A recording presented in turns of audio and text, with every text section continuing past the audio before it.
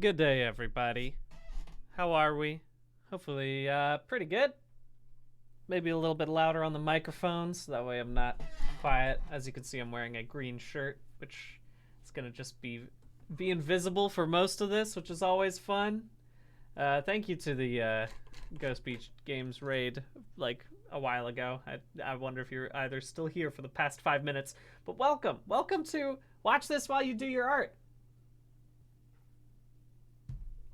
Today, we're doing something, well, I'll be honest with you. The reason why it took me a little bit longer to get started is that I was trying to download a little bit of a chip synth for Ableton.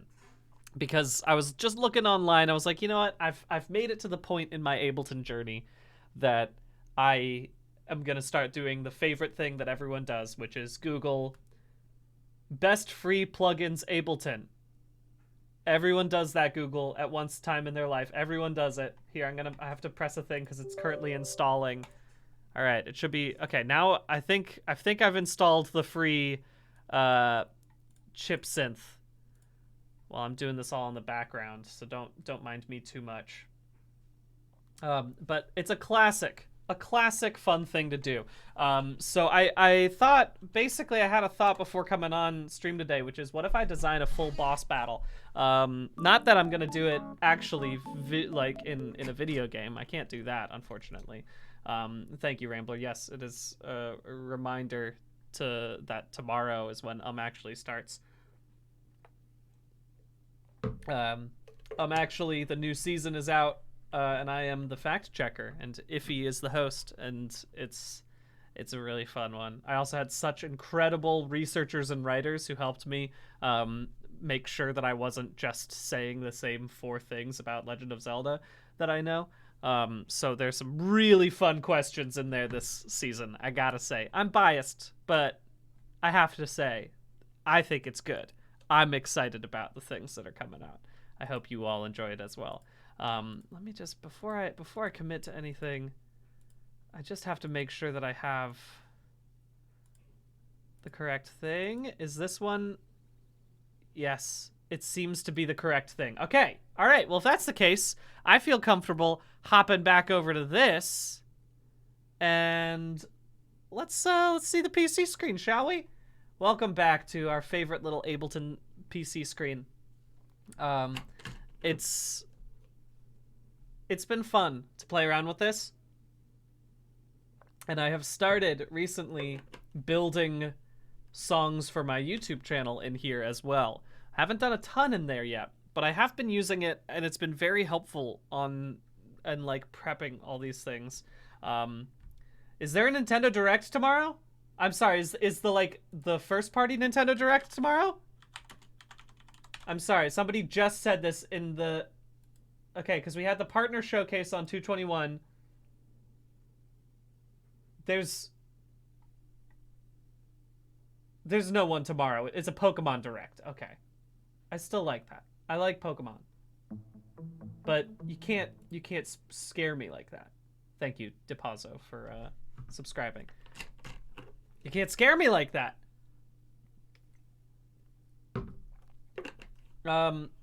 Okay. Well, that's good. At least. But I'm mostly here for getting my dreams inevitably crushed, where I hope that they will say literally anything about Metroid Prime 4. They could come out and say, hey, Metroid Prime 4's once again delayed. It'll be coming out in 2038, and I would still say thank you for saying something. Thank you for saying anything about Metroid Prime 4. Yeah.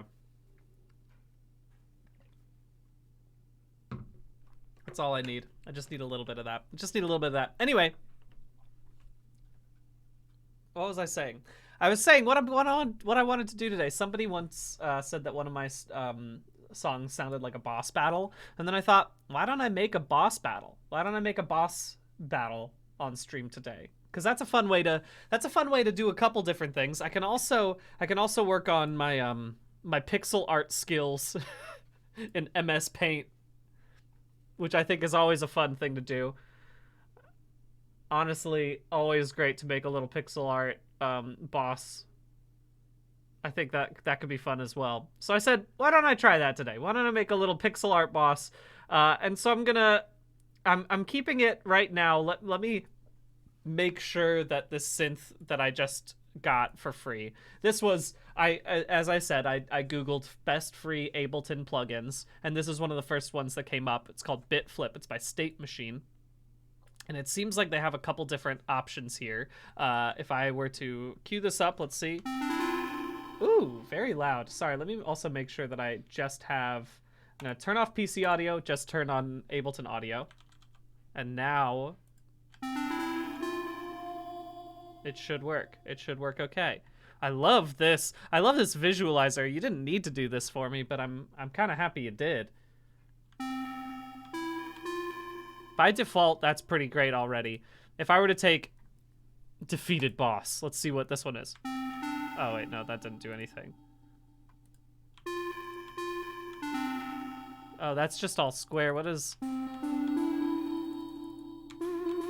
Ooh.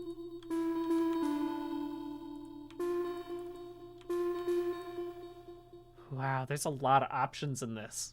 This is pretty solid for a completely free thing. I was expecting there to be like 5 presets and then that was gonna be it. But there's a lot of fun stuff in here. Like if I were to take...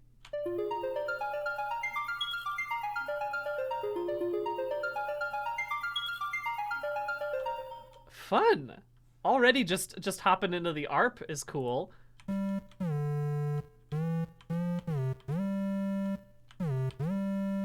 Yeah, alright, we're gonna have fun today.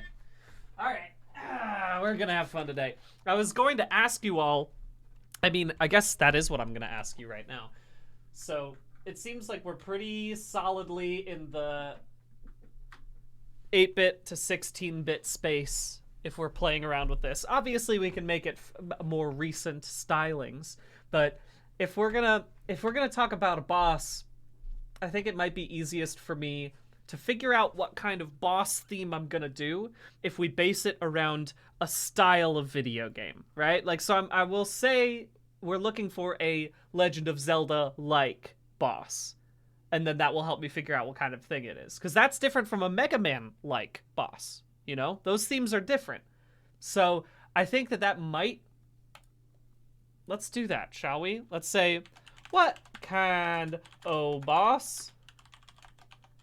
I'll say Mega Man, because I love a Mega Man. Zelda, it's a great one. Metroid, also a great type of boss. What's another? Give me two more things that it could be. Give me 2 more things it could be. Two good old style boss things. Yeah, I mean, obviously a good Dark Souls boss, but that's not quite the same thing. A Chrono Trigger's boss is interesting. I didn't even think about a Final Fantasy. I know more about Final Fantasy, so I'll say Final Fantasy. And I think that gets me a similar vibe to Chrono Trigger style boss. A Pokemon Earthbound. I mean, Earthbound is a fun one because Earthbound could be anything. An Earthbound boss could just be like a random salaryman. An Earthbound boss could be a weird stick on the ground, and they have some strange music that goes along with it. So I think I'm sorry, I have to go with Earthbound there. So these are some really solid ones. I'm gonna give y'all 3 minutes to figure this out while I goof around a little bit and figure out what the synth is playing for me. So go ahead. Here's my poll is started, and we're looking for what type of boss are we building today? Mega Man, Zelda, Metroid, Final Fantasy, Earthbound. So these are some good ones. Let's just see what we got in here while you guys are figuring that out. Also, let me make sure that my come through at this point in time. Okay, I think I should have gotten that set up. Nope. Oh, something weird's going on. Something weird's going on here. Let me, sorry, I've got to cancel. I've got to quit out of my Ableton because I I did something wrong. Sometimes when I plug in my my MIDI keyboard, it works a little bit slower. I got 16 days left in this Ableton trial, by the way. I mean, I've already committed that I'm probably gonna buy this program. I feel like I've deserved to do that now that I've been using it so much on stream. But it's a good program. I'm enjoying it very much. Okay, so if I take the new thing, BitFlip, I toss it into this. Ooh, it starts. There we go. Now we're in business. Let me just bring this down a little bit because I don't need it to be that loud.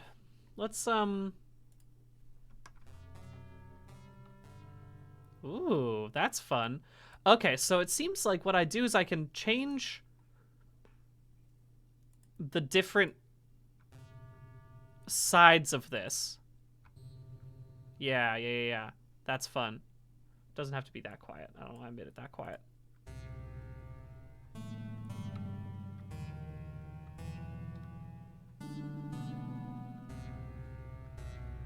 Cool. Ooh, this is the tightest pull I've ever seen. This is the sickest pull I've ever seen, man. Yo, this pull's tight. Can you believe that? No, but for real, we have it between Zelda, Final Fantasy, and Earthbound, and it's 39 to 39 to 39 right now. It's 39 to 39 to 39 as I spoke right then. But oh, it's changing. Oh, it's changing fast. Who's gonna come in and snipe whatever this final poll's gonna be? Look at how it's shifting around right now. It is absolutely shifting. It's doing stuff right now. Oh, close. What's it gonna be?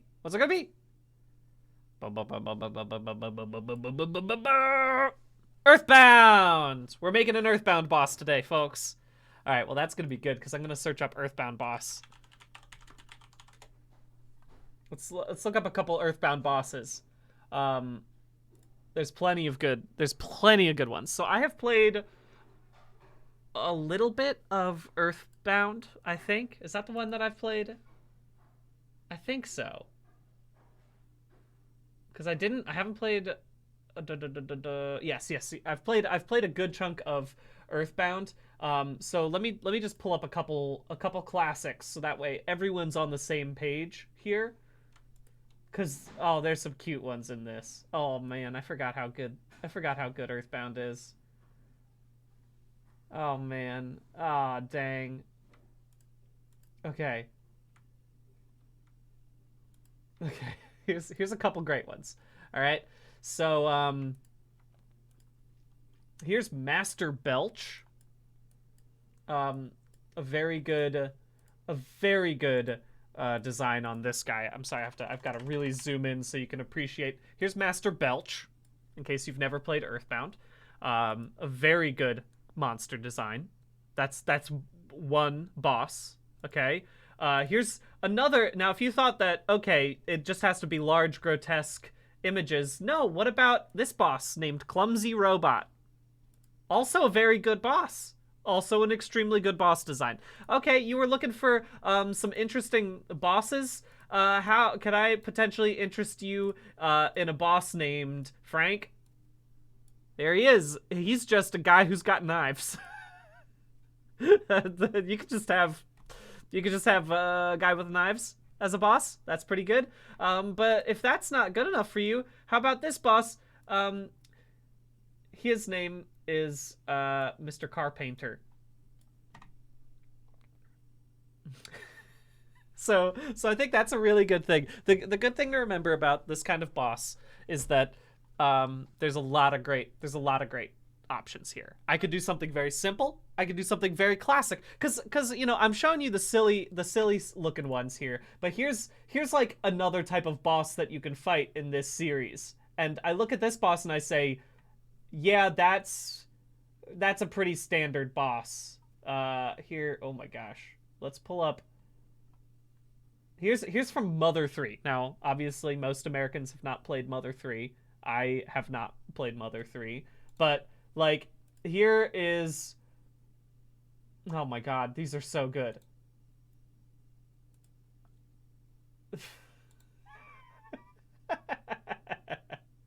Okay. Oh my god. I need to now. I suddenly understand everyone who's like, bring Mother 3 over. I just looking at these bosses and I think, oh yeah, you're absolutely right. We do need to. Because here's Mecha Drago over here. I look at that and I say that's a normal boss. That's a pretty standard boss, okay? A Mecha Tyrannosaurus Rex, pretty solid, pretty standard. Oh, what's this boss? This I can also understand. It's a tank. It's called the Pork Tank. I don't 100% understand what that is. I'm sure it makes sense in context. But then you also, in Mother 3, have this boss called Oso Snake. Look at that snaky face. Sorry, I forgot. I have to do this. That's the snake face. Let me get the best. The good news is that my face is already kind of pink, so it doesn't make it that hard. Wait, no, zoom in more. I need this to be, oh, this is as much as I can zoom in. Well, there you go. That's as much as I can do. That will 100% come back to haunt me. I can be sure of that. I can be sure of it. Okay. Anyway. So, lots of good options here. When we get into Earthbound canon, we got a lot of great options here. Should we start with the boss design and then make a boss song to fit it? Or should we go the opposite way? Should we start making boss song and then come back and say what kind of boss would fit this song? What do we think, chat? And this will be collaborative, obviously. We're going to want to make sure we're chatting.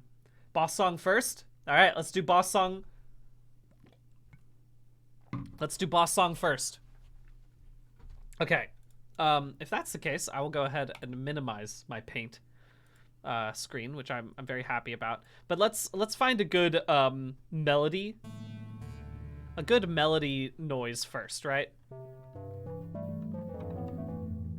This is too sweet for a boss right now. I can tell you that much at least. I don't think that changes anything. Let me do a square stab. Well, that's good. Thank you, Bokoblin Lover, for gifting a sub. Very kind of you. As a reminder, you should check out my Patreon if you want to support me. Gun!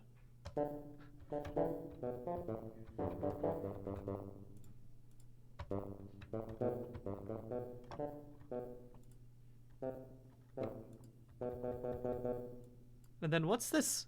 Oh, cool. Cool, so I can fade it between the two of them, which is really fun.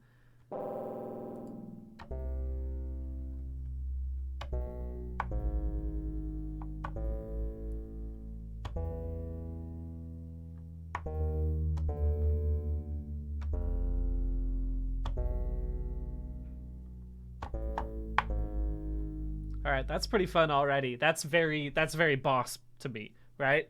In fact, you know what? Here's the thing. I was gonna say, I have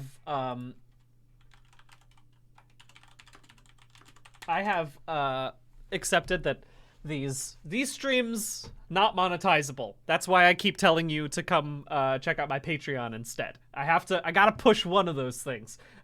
These are not very monetizable, so I've accepted that I might as well just play for you the music that I want you to hear. So this is a song called Sanctuary Guardian, which is the boss music from Earthbound, and I'm gonna play it real quick so we can all appreciate it and have a better sense of what we're working towards. You know what I mean? We need to go ahead and appreciate this. So here's the song Sanctuary Guardians, so that way we can all be on the same page over what type of music we're going for. It's a weird song. The fight song in Earthbound is weird, and I love it.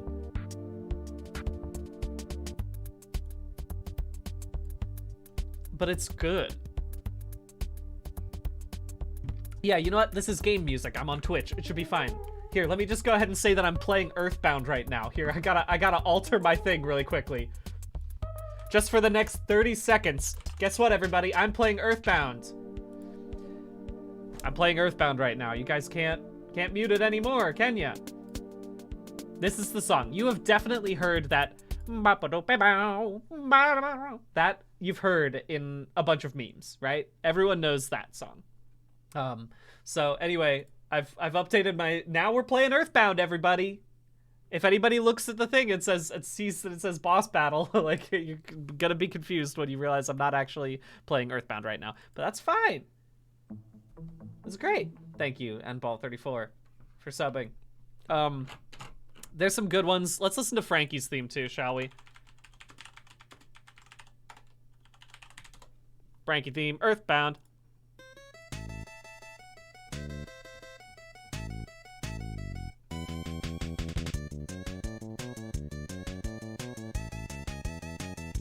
So, what we have to understand is that we have unintentionally given ourselves the hardest and the easiest way to make a boss battle theme, because Earthbound can be anything. Earthbound can be anything. So like if I were making a Mega Man theme, I would know where to start. With an Earthbound theme, anything is possible. So let's go ahead and let's just get to it, shall we? I'm ready to give it a shot. But I liked somebody was saying like a very ominous intro into a bubblegummy pop song is very fun to me. And maybe this is just for the ominous intro, because it is so effective. It's clipping a little bit, but let me get the second one, the secondary one, to be a little.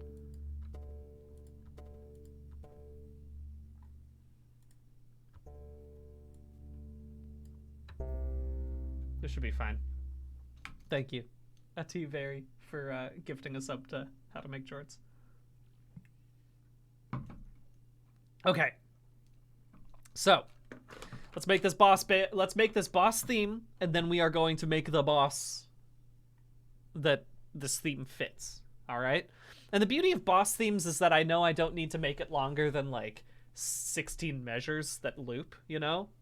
Because if we're going for a classic style, I could make it really intricate, but all I really need is something that loops. So let me see, is there any good... Here's a question for this this free Bit Crush thing that I got. Does it have any drums? Sound effects?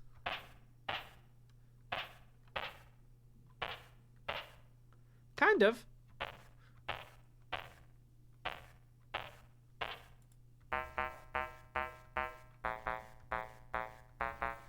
You know what?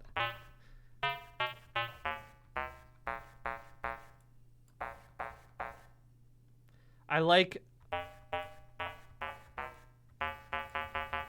Let's move around this really quickly, the Bit Crusher.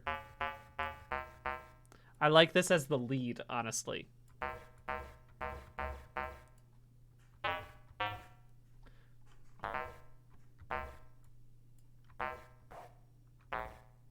Let's turn on the arpeggiator and see what happens if I do a nice, like...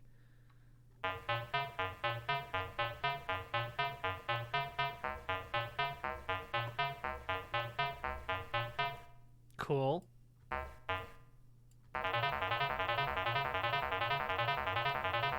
Fun.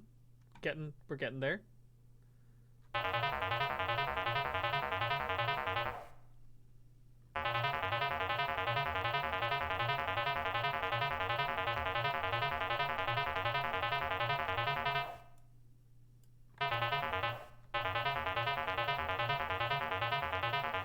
I think I like that as like a bass going through it. Maybe this is not the lead as I was thinking, but just if I were to make this quieter. I don't need long throws. This like...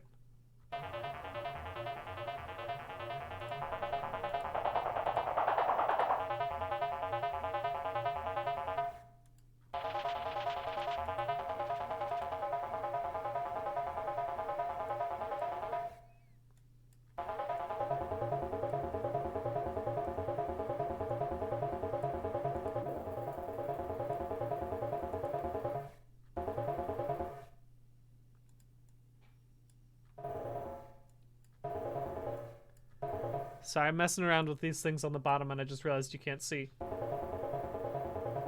But it doesn't feel Earthbound to me.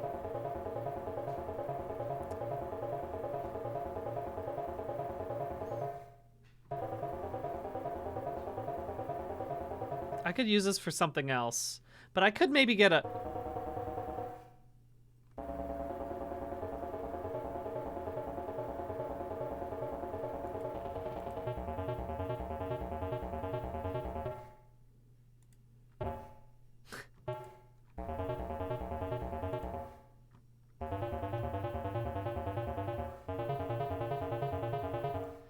Oh, but I could get something like this. Let me get,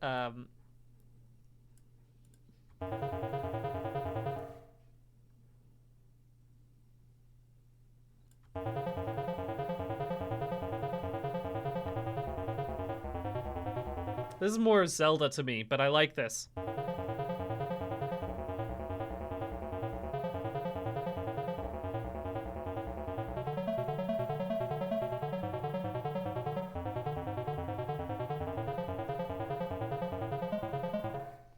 This is fun. This is a fun thing to play around with. I can't believe this is a free VST. This is amazing.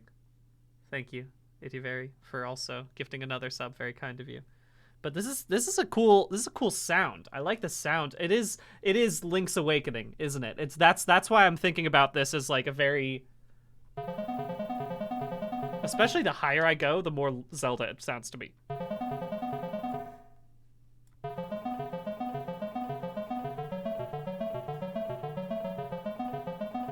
I have to hear it in the clicks so I can actually make it. I mean, this is really fun. I'm just enjoying playing around right now.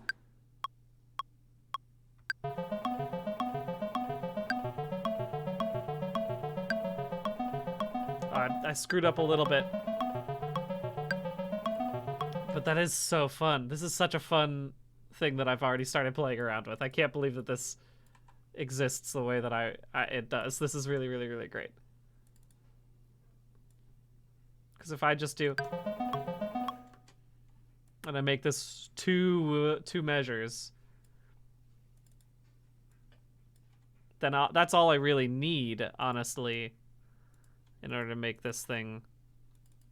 Now let's hear it.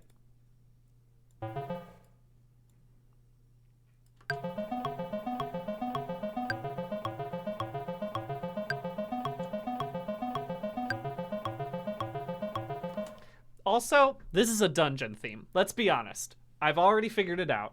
There's a reason why this doesn't work as a boss theme. I'm listening to it and I'm like, we're done. This is a dungeon theme. We're finished. I have just created the spirit dungeon in the new 8-bit Zelda game. Like, we're finished. You don't need anything more than this.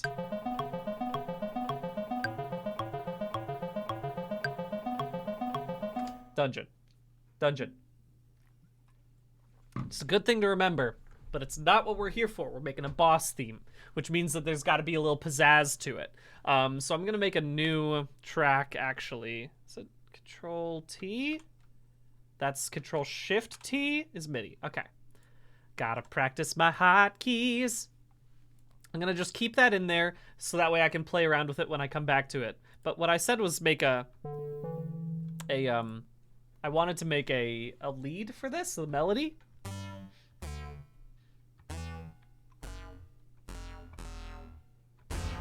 Okay, this feels...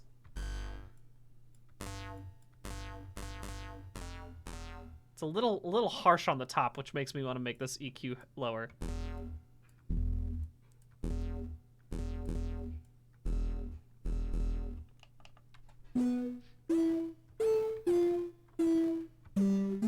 That's a little more Earthboundy to me.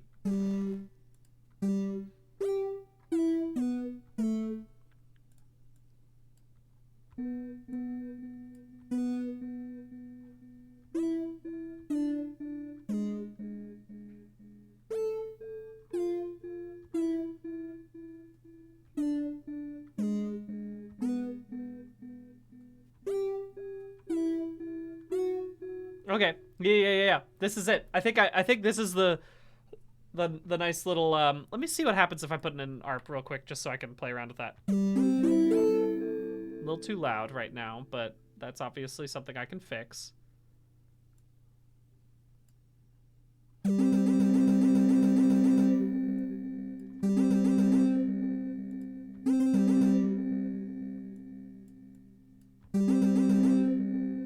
I don't need that ARP, but I do like.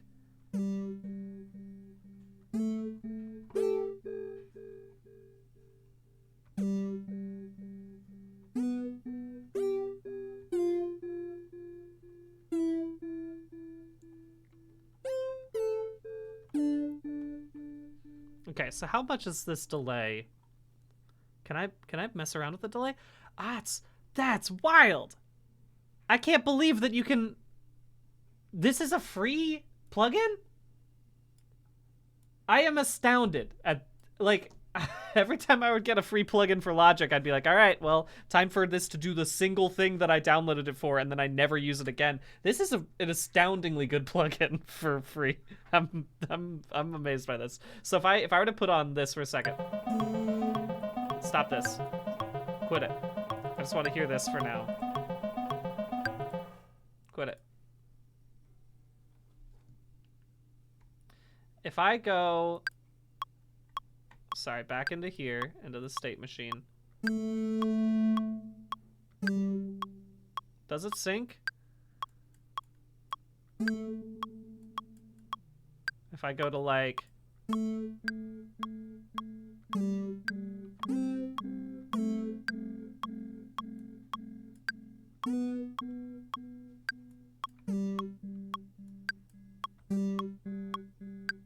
okay, so that keeps it in time now, which is pretty great. Okay. I don't want it to be 1.4, I want it to be 1.8.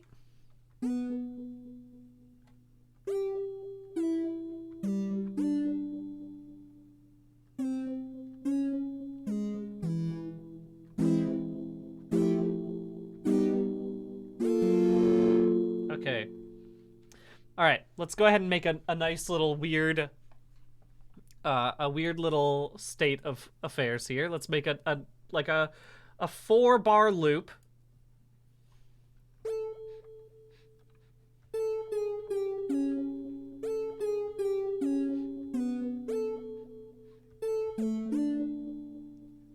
I'm trying to figure out if I want it to, because we said maybe something a little more poppy.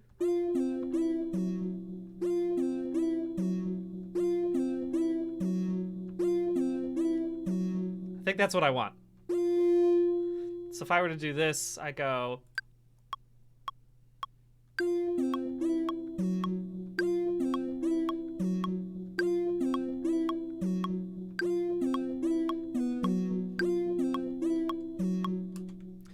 All right, we're getting weird with it. Loud, sorry. And then I.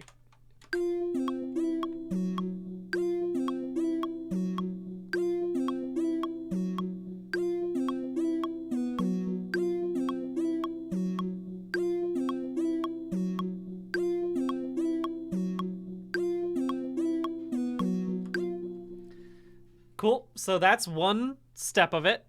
And now I need to make a little bit of a beat underneath it, because it starts something like that, and then we're gonna have to figure out what the boss is gonna come out of this, because I think we're getting somewhere with it, and I'm very excited to see how this goes. Let's listen to some drums. Let's listen to like a.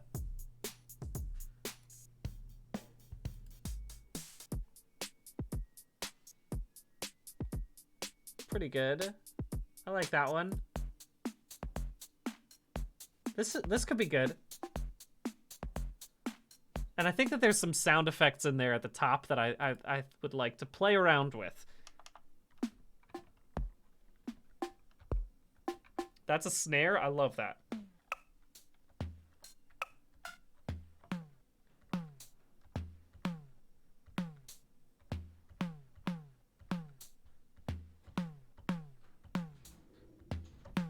Yeah. Okay. Oh yeah. I like this. Can I put a is there an audio effects bit crusher on this that I could potentially mess around with? Bit. Bit. That's vintage delay. No, that's not what I want.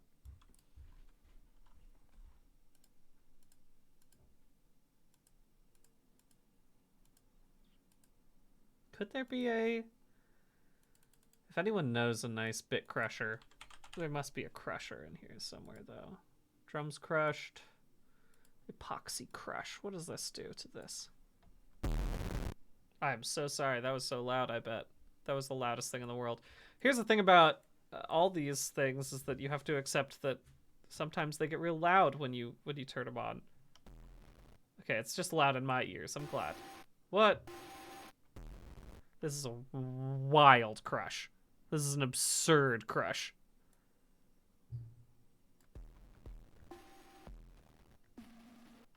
This is absurd.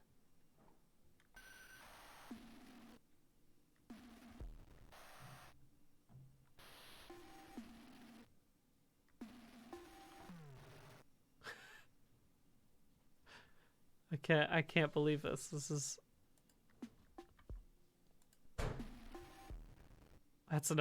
that sure is... Yeah, I was gonna exactly say that. I2097 says that, is this a Linkin Park drum kit? And I agree. That sounds really... real Linkin Park.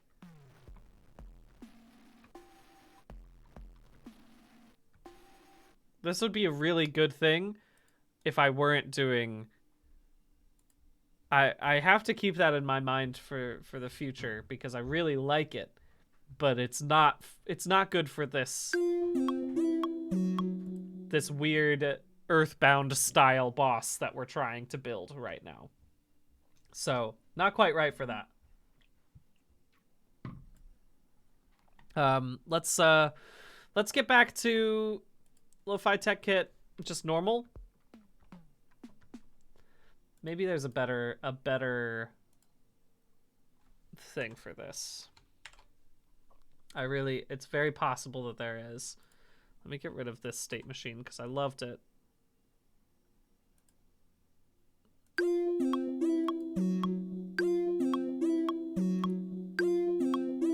Cool. All right. This one, talk about drums. Let's talk about some drums.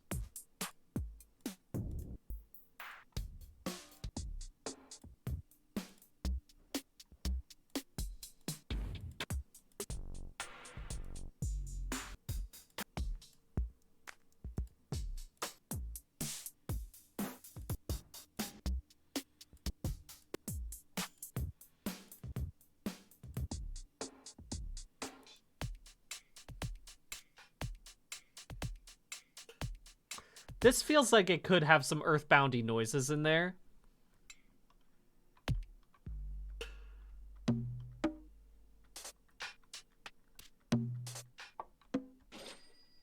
Yeah.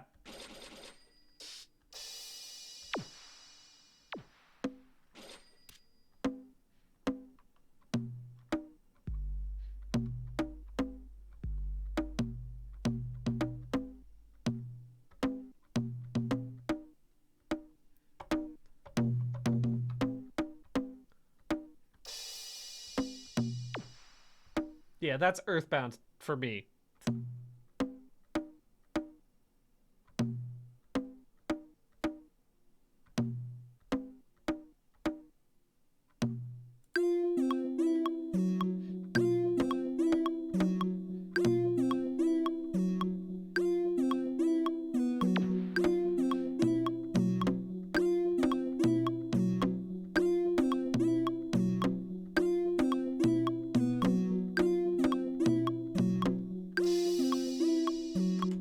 Okay, so this is a fun.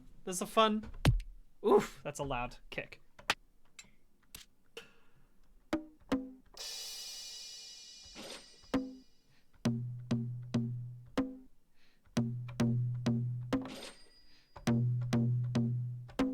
Let's do that.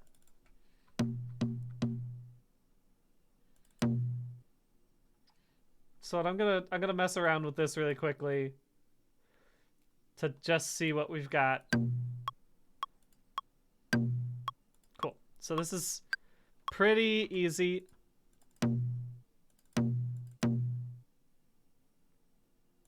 Sorry, I did this wrong. And then just bring these over there as well. So now if I do... No, I was right. This is where I wanted it to be.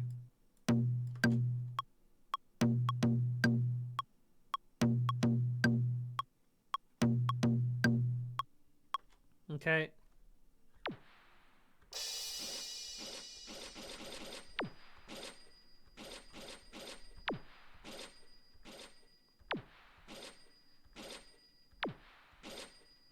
Something like this might be best.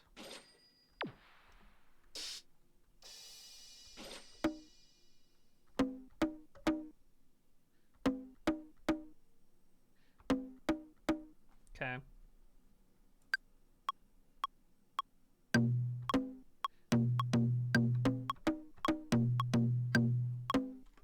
Little off. Nothing that...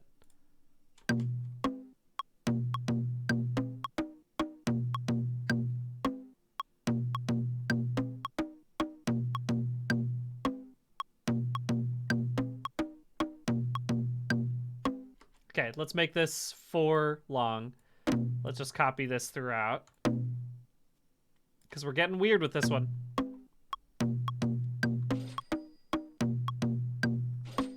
The cash register has to be in there somewhere.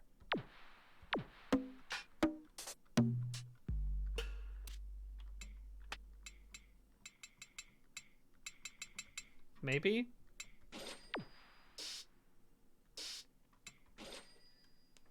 All right, let's play around with this for a second, shall we?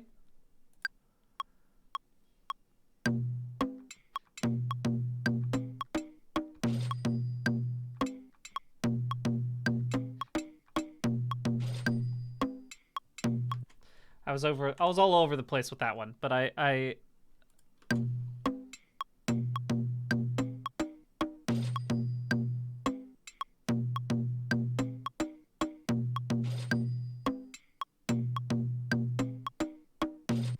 like this being weirdly offbeat for this. I think that that's fun. I think that's fun here.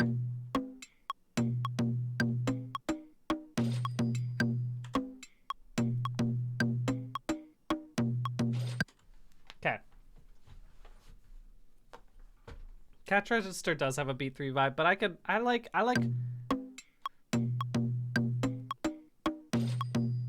like it coming a little early. Let me put this back to here.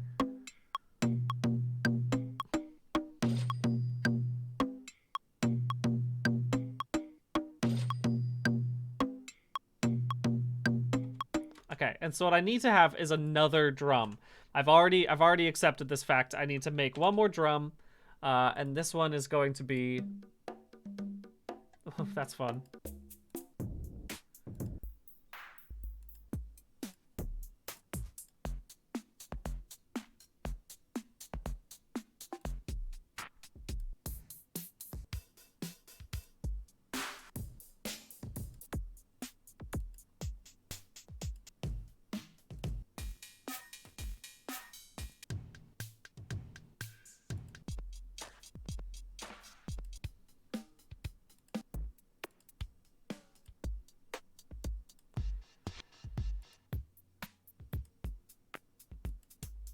I want something kitschier.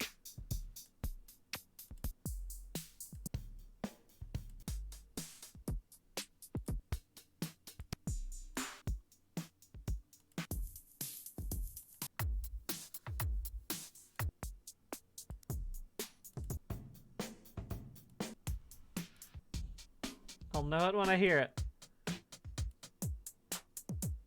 That's it. I mean, I guess I'll go back to the C78, honestly. Either of these should be good. Because what I want is something that can play alongside this one. And and give it a little more structure. That's what I'm looking for here.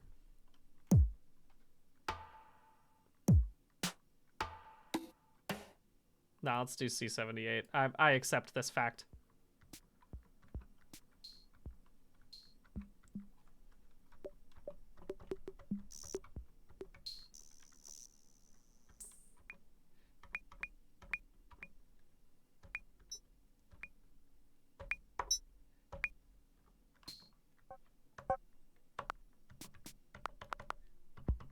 I should have just been starting with this. This is the Earthbound kit. I should know it.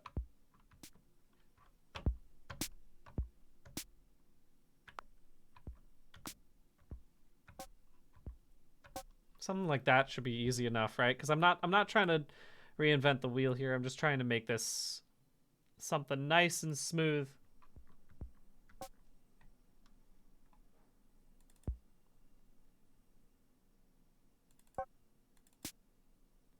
Both of these could be...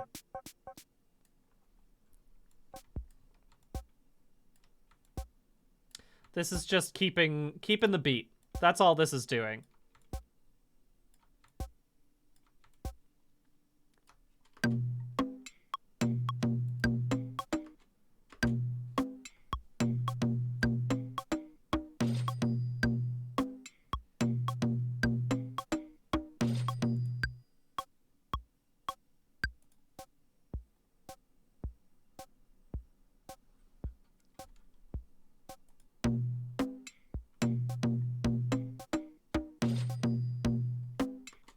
This is it. This is it. I'm gonna make this somewhere in the middle of I'm also bringing this back down to just chatting now that people can appreciate, now that I've turned off the actual music that we need from Earthbound so we can appreciate where we're going from here. But I like this weird beat because I feel like that's where I want to be for an Earthbound boss. Let me go ahead and make all of these. These are all way too loud velocity-wise.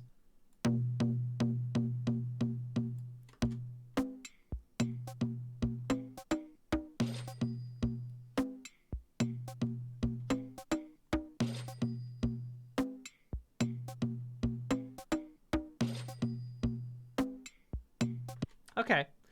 But let me add in a little quick.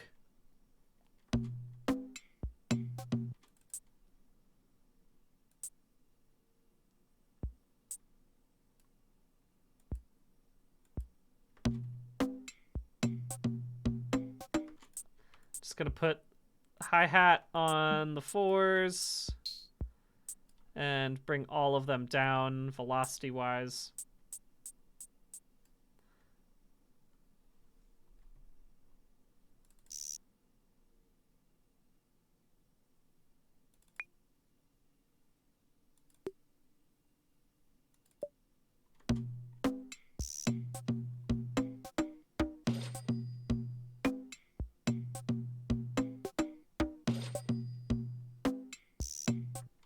I think I need to put the Guiro in again. I'll do the short. Wait, no, I meant to...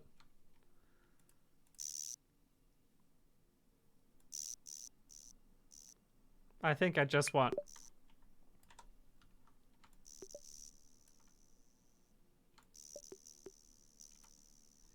It doesn't have to be on every...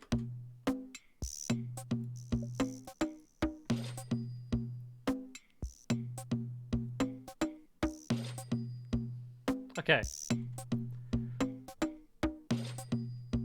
There we go. It is bug collector vibes. Renee Kake. That is exactly what we're kind of going for. I mean, maybe that's the boss. Maybe we're making the bug collector. I feel like that could absolutely be a boss in an Earthbound style game. I think that this is pretty good. Okay, so we've already got something going on here. What does it sound like with what I first made? I don't know if it's gonna fit with this anymore. I'm sorry. I don't know why I said that. That is exactly what it sounds like. I don't know why I thought it wasn't gonna fit. This fits 100%. I don't have to do a single thing. It fits exactly right.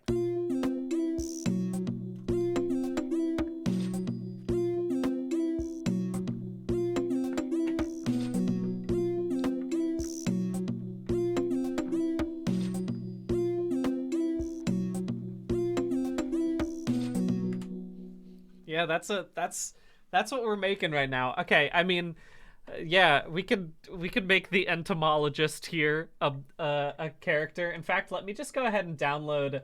I'm gonna download a picture of Frank really quickly, so that way I have something to work with here, because I need that up as a as a potential test really quick. Why won't it let me click on my things? Why won't it let me click on Frank? Come on. I need to be able to see my man Frank. I just had him up. My internet not working. Frank Earthbound.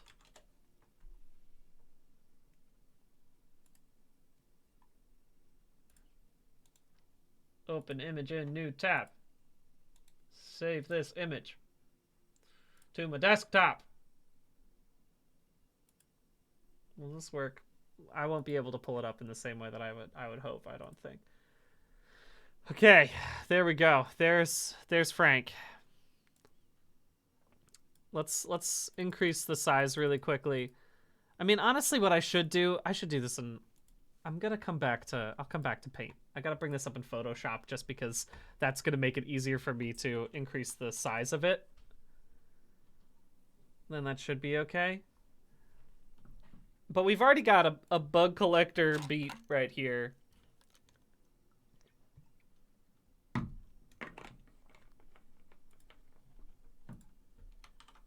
Just gotta pull up my beautiful picture that I just downloaded of Frank Fly. There we go. That's what I'm talking about. There he is in a major way.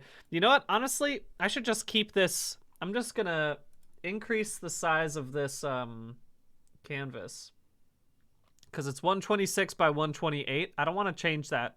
I guess 128 pixels is it makes the most sense, right? Because that's 64 times 2. So if I just make the width 256, right, and I keep the height 128, then we just, yeah, there we go. We'll just move Frank over to the side real quick, make sure that he's over on the edge, and I'll put on a little backdrop just so that way I can more clearly see what's going on in here. Bingo, bingo. Oh, an important thing to also know is that Earthbound, if you haven't played Earthbound, the battle arenas in Earthbound are wild. I don't know how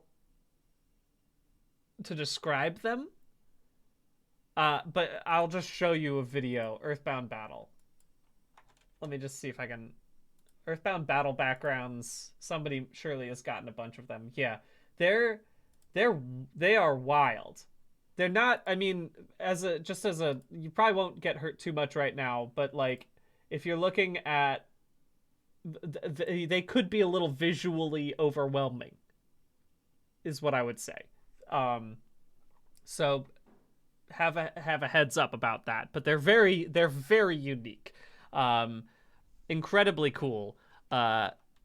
Anyway, let's go ahead and get in here, shall we? And let's just see what's going on with these here pixels. There's our guy.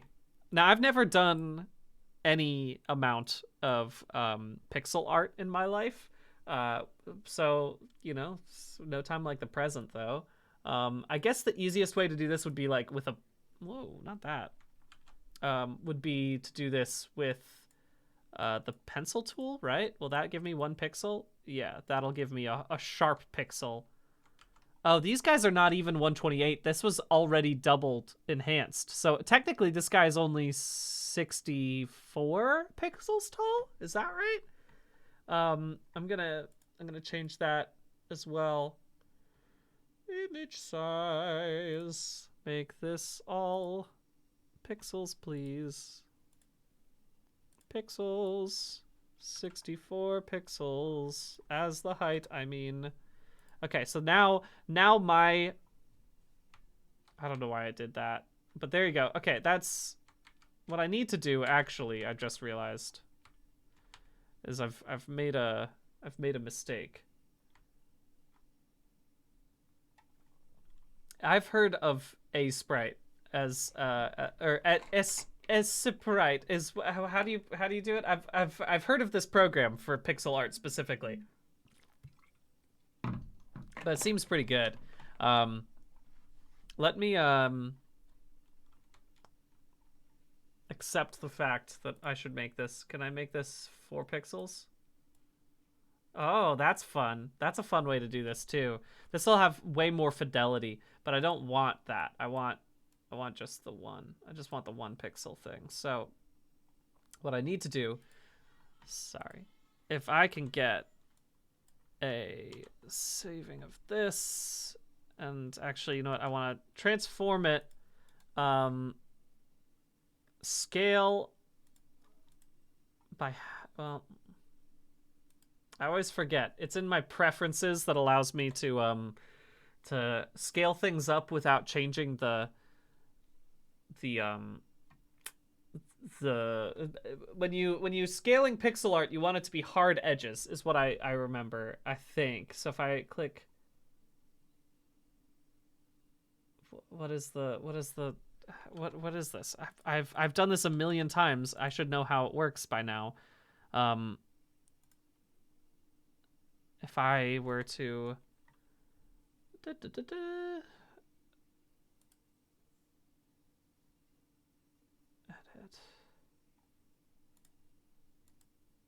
No, that's not gonna work either. Because now as it gets smaller, it's gonna make it blurry, and that's not what I'm looking for. Don't mean to do that. Canvas size, image. Sorry, image size, adjustment. There we go. Sorry, it's in the resample. That's what I was looking for. Hard edges, nearest neighbor. Make it smaller. Make it 64 by height. And now it should compress without losing any fidelity, right? Yes, okay. Now it's still the same pixel art, but without the blurriness. It took me a while, but I got there. Took me a little bit, but I finally figured it out.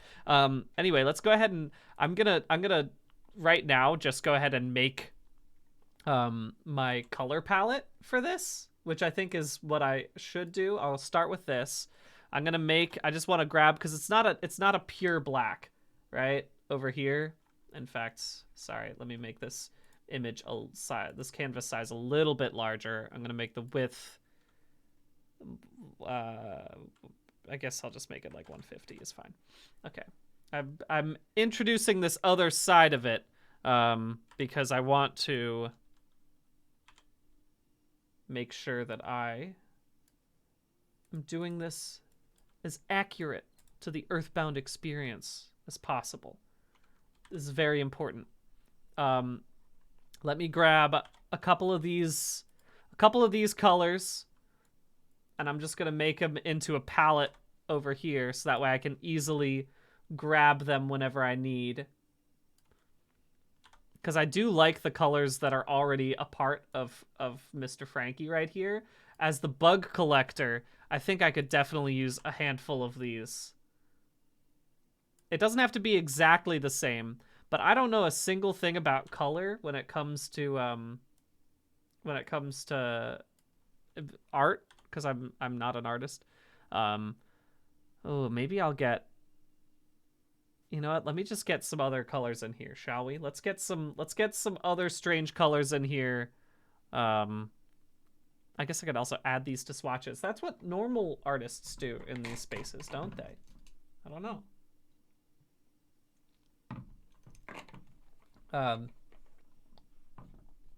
Whew. I was gonna say, a canvas this big probably is pretty hard. I've watched enough great pixel artists in the world as they are actually making art. Pixel art is one of those things that I think a lot of people look at and they're like, oh, I could do that. And then you look at it for longer than a half a second and you're like, oh, I forgot. Pixel art is also just art. I forgot about that. I forgot that pixel art is the same thing as all art in that you have to be good at it. You have to be good at creating things. And you can't just be bad at art and think that pixel art's going to be easy, because it's not. That being said, I think pixel art's easy. I'm sure it's gonna be fine. Let's go ahead and make a bug collector right now. I think what's great about a lot of this Earthbound style is that they have such big shapes. They have these big poses for all of their characters, even if they're just like one-offs. But we're working with the bug collector. The bug collector obviously has big old glasses, right? Does the bug collector have the same size? Does the bug collector also have bug eyes? Is the question I have. Is the bug collector part bug? And that's part of it, is that they're like, the bug collector is also a bug collector. You know?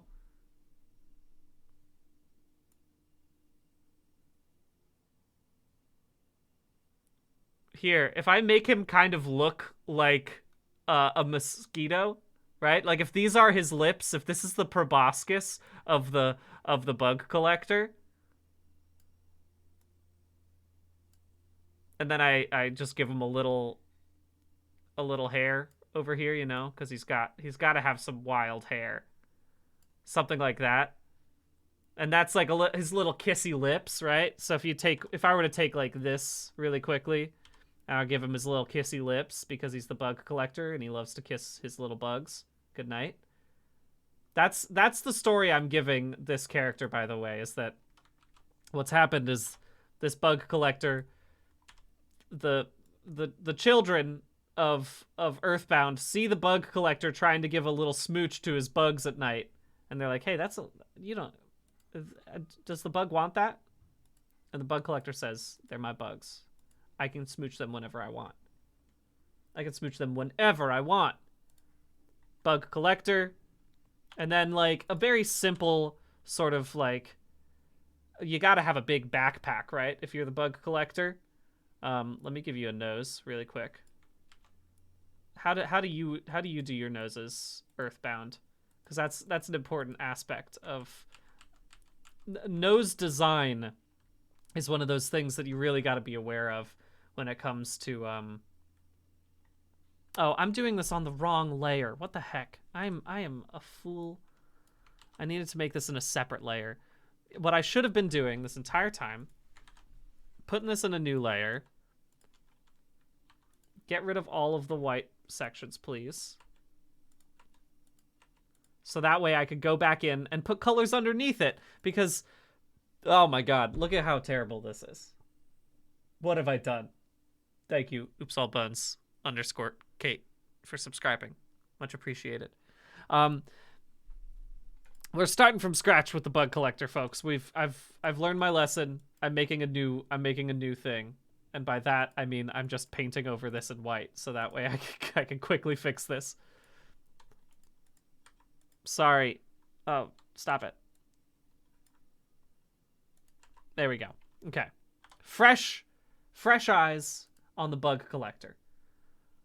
New layer. You can't... The thing is, I was going to say, everyone tell me if I'm drawing in the wrong layer, but you won't be able to tell unless I move my head, because that's where the layers are. But that's okay. Sometimes you have to learn your lesson. Anyway, let me just start fresh again. Here's a quick little... I'm gonna make this one a little bit of a lighter color, so that way I can tell that it's just a sketch. But a sketch for this as a bug collector, imagine like this is his head. Here's the shrimpy little arms. All right. The body, also very small. Legs kind of hanging in there. Here's his legs. Got your big hiking boots on, though. We gotta make some big old hiking boots, right? Big old hiking boots for the bug collector. And then, of course, a big old backpack, right? Here's a backpack full of delicious treats and tricks, right? Here, I'd have to erase a little bit of this. When I'm erasing, I guess I want it to be like a 4, and it should be full hardness. Will this work? No. How do I... Anyone in chat know how to do pixel art good in Photoshop without making like without making it this weird thing. Like, why do I have to erase multiple times to make that happen? I don't know. Is there a more clear way to do this?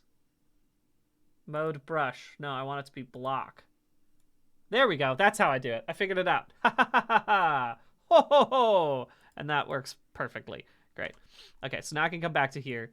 There's the arm. Arm's back in there. Big backpack strap comes through that, right? And then, of course, if that's the shape of the guy right there, okay, that's Bug Collector. Bug Collector has just like one little strand of hair. A classic situation. I erase some of these things because these are going to get covered up by the big bug eyes, which are what the Bug Collector uses to collect bugs. Bug Collector needs huge glasses or else they can't see the bugs.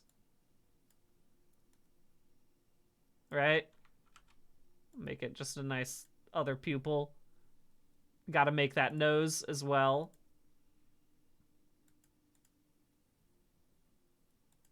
And then I have to make the kissy face, which is what I was going to do in the first place. This seems good. Oh, definitely needs a bug net, doesn't it? But there's the lips, ripe for kissing. Kind of a little hard to see in this setup, but hey, that's why we're practicing our pixel art today as well. We're not just working on our music today. This is a brand new world of watch this while you do your art, which is that I make pixel art as well during it. There we go. The little kissable lips over here, and then let's put in this arm is where I'm gonna put in the big bug net. Now, obviously, this also is not covering. This doesn't cover the full canvas that I've created, but it is pretty good at doing what I need it to do, which is show. There we go. That's exactly what we're looking for. A huge bug net that also is like that, right? Like, so that's the kind of vibe that I'm going for with this character, with the bug catcher. I think that that's what we're looking for. This is just the sketch right now. I think that that's going to be fun. I think that's going to be a good place to begin. Let's move him down because I need to be able to see him in the same space. Oh, if this is how big this dude is, I should make. I like the bug catcher being that small, I think that that's what I still want, but I think I need to make the backpack even bigger, or maybe I get rid of the backpack. The backpack was, I think, a good place for me to begin, but I also, now that I've messed around with it a little more, I think maybe instead of a backpack, the bug catcher could just have another net. What do we think? Another net for the bug catcher, or are we well, maybe I just make the backpack even bigger. Right? That's the other option, is that here's the backpack and it's strapped on, right? Like, here are the straps that connect the backpack from, it's one of those old-timey backpacks, you know what I'm saying? And then backpack gets this big, which is just chock full of bugs, and you can see some of the bugs in there as they're flying around. Right, here's like a little guy, he's got his wings, he's trying to fly. All these dudes trying to crawl around in this bug backpack. A big bug cage could be good. A big bug jar. That's it. A big bug jar. I don't know why I didn't think about that. A huge mason jar that is just strapped to the back of this bug catcher, right? That's exactly what I would do. As I remember when the cicadas were a thing. I mean, they still are a thing. Cicadas still exist. But the 17-year cicadas hit my neighborhood when I was young-ish. And that was what we all did. So we'd put our little cicadas in jars and put little holes in it. We'd be like, isn't it fun? And then the cicadas didn't have that much fun, I don't think. I think the cicadas liked it just enough. I think they thought, well, this is fine, but I wish I weren't in this jar anymore. Pretty classic. If that's the case, also, I think I could make it like, let's give the bug catcher one beefy arm. One beefy arm, which is used to hold the big jar, right? You hold the big jar with your one beefy arm. There we go. Here's big beefy arm and the hand that holds it.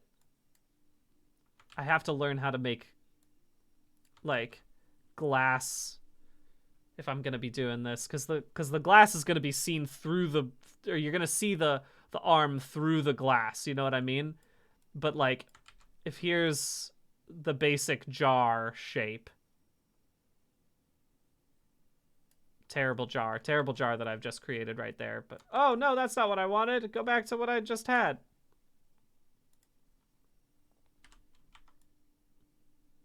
Okay. Now this is an important aspect, right? Because you gotta figure out what we're working with here. Okay, and then there's top of the jar. And it goes like that. Beautiful. And then in here, big beefy arm holding the one jar. There it is, the other side of the arm in the background of the jar. And then we got some little bugs in there. Oh, nice. We got our little bugs. The bug collector. Watch out. And then, like, I imagine, you know, one of the attacks of the bug collector is a big jar, or like a bug smack, and you throws the jar at the people, and then you have to deal with bugs around you. He crashes the jar halfway through the boss fight, and then you have to fight 3 extra bugs that are also there, right? The big bug arm would be fun. But there you go. So that's what we've got as our first foray into understanding what this boss is all about, right? Sometimes you got to take a break from the music, get a sense of the boss themselves. I'm also going to make this net way bigger, right? Got to make this net way bigger. This is just a last second thing. Bug net got to be like this. And then big open bug net right there. And then big bug net like that.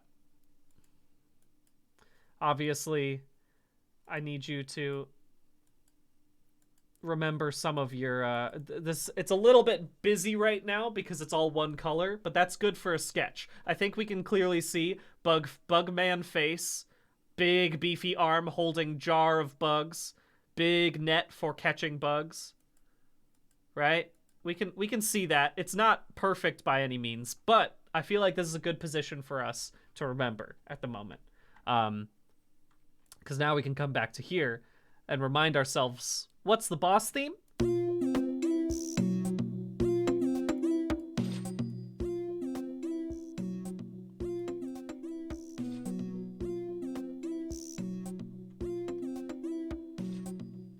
Yeah, that's great.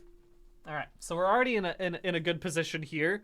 I feel like we're making some big progress on this beautiful bug collector experience.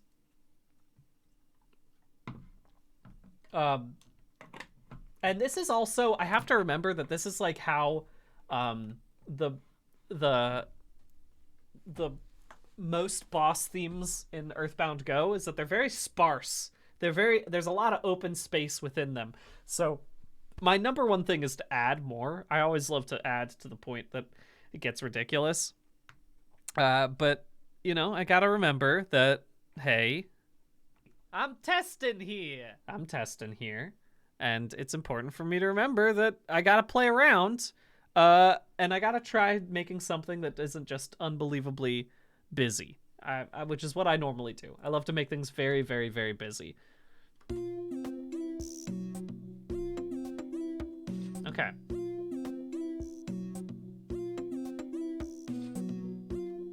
So that's pretty good for a first baseline. Or not baseline, but a good first little melody right there for the boss theme. But if I'm gonna make this guy really sing, let's do a couple other formats here. If I copy and paste this, and then I make a new.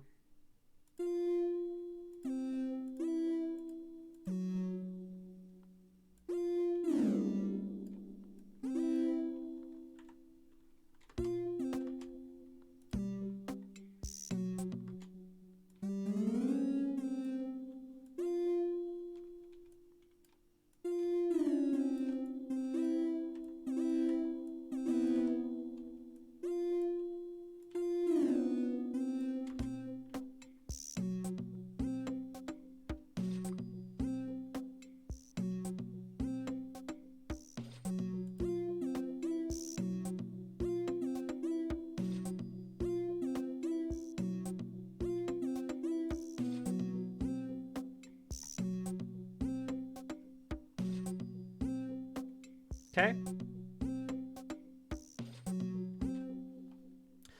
Great. And then I think we can play back and forth on these ones, right? See where we're going with this. And also the fun thing is that I can play around with this tritone.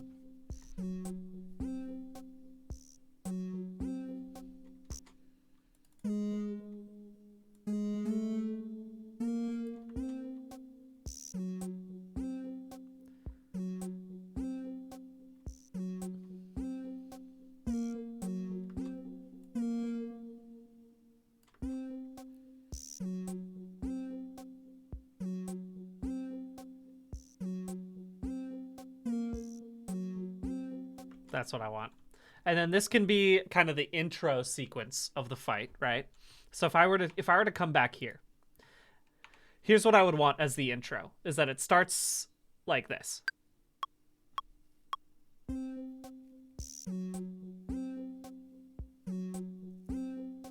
Does this twice through. Yeah, the Guiro really ended up sounding like a bug, which I think is a great part of it.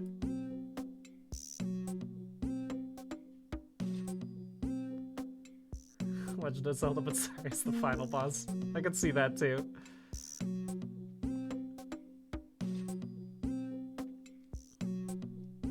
And then we get into the big stuff.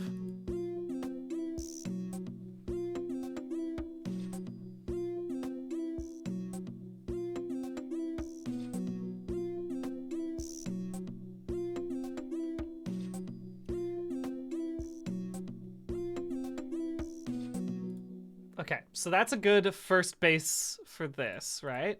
Now we've got a solid start to our theme, or to our music, and it allows us to play around in the kind of backing weird stuff, because like something that happens in a lot of Earthbound music is it has that like sort of like wishy stuff in the background, and I really love that stuff. I love that ethereal stuff.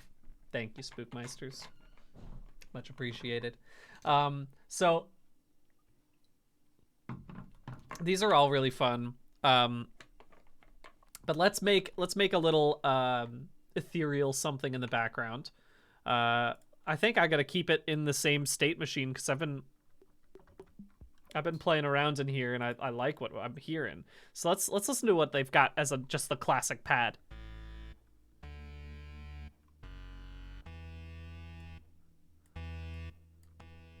Could be good. Thank you, Coconath. Welcome to this weird stream to watch while you do your art. That's the point of this stream.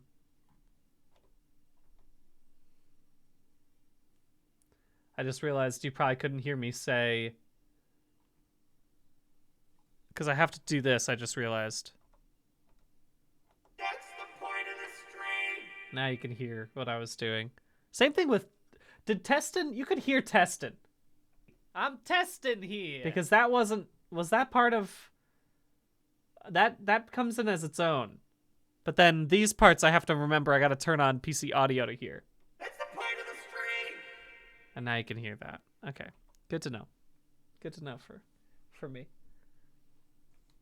Okay.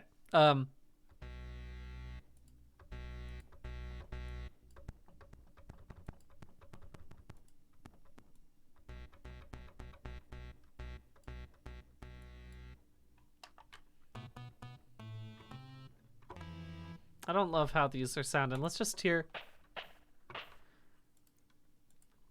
Let's go with like sustained.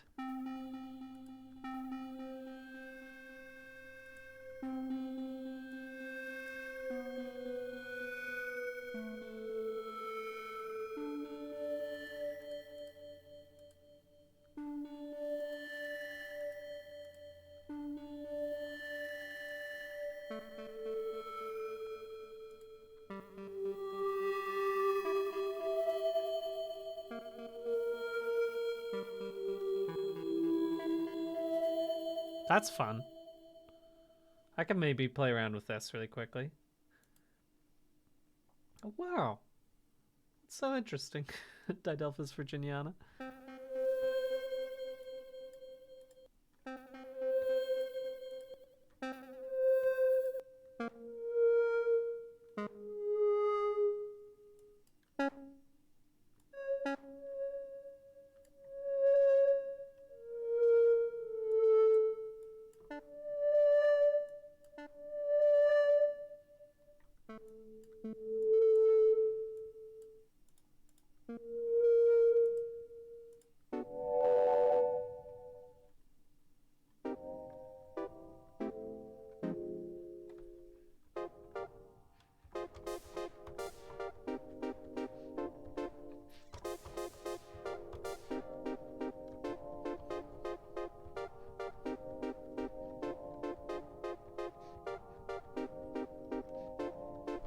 I'm just having fun with this.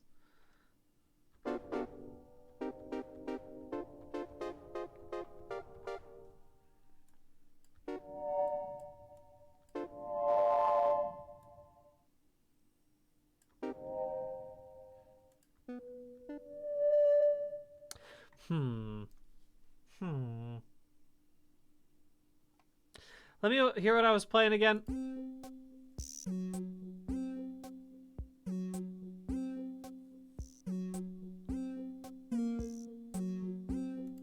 Yeah, man. I mean, we're already so close to doing such a... This really is a secret layer right there. I don't have to do anything to make this work.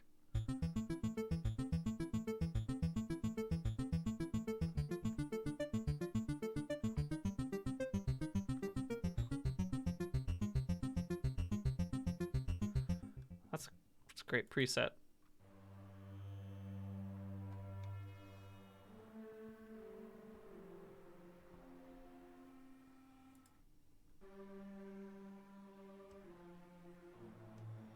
Maybe?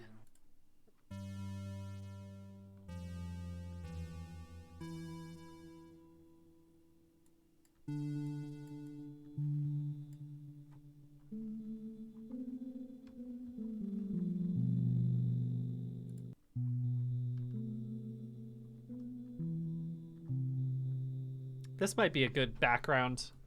Let me hear what I've got going on right now.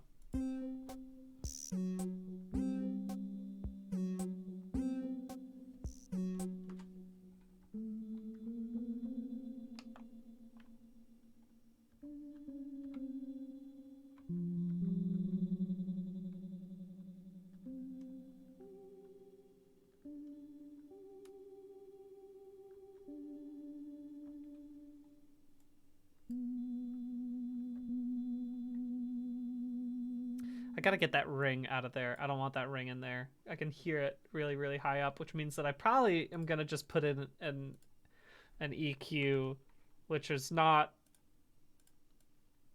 the most exciting thing to do in the world, but I could just literally take out that ring that's going on up there. Cut down the highs.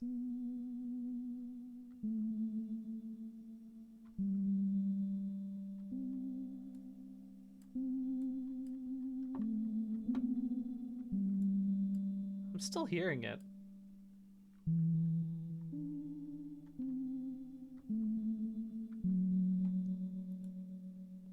That's okay. I mean...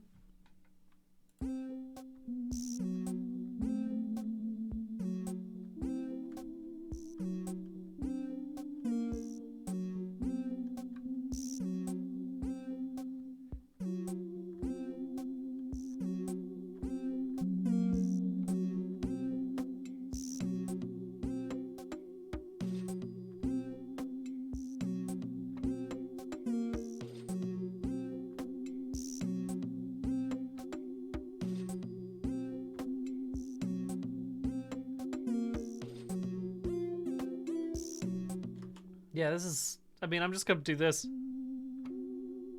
Because I like having that in the background. It feels nice. And it's easy to do.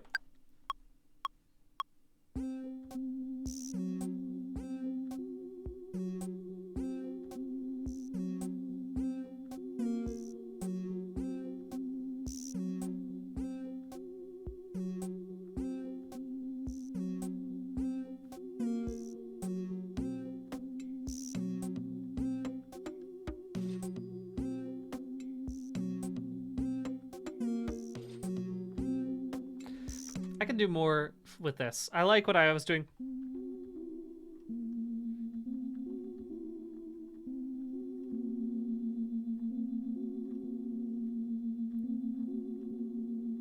If I make it quieter in the background, I think I can make this work okay.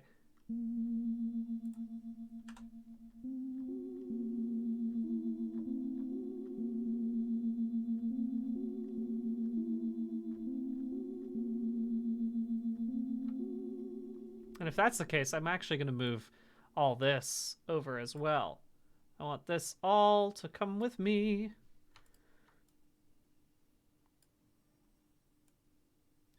And then we can loop this a little longer. And then this can be, for the first 4 measures, it can just be this weird, spooky sound like this.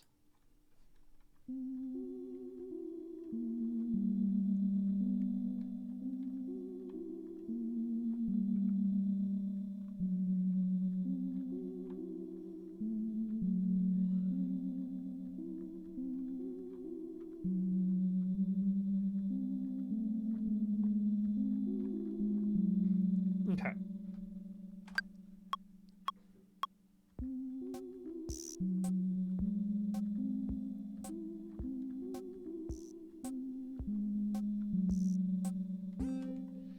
I don't need it to be quite that busy.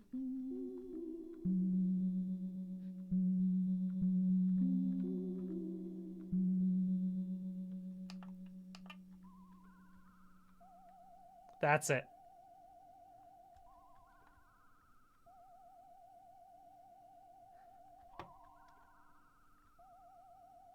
I love that.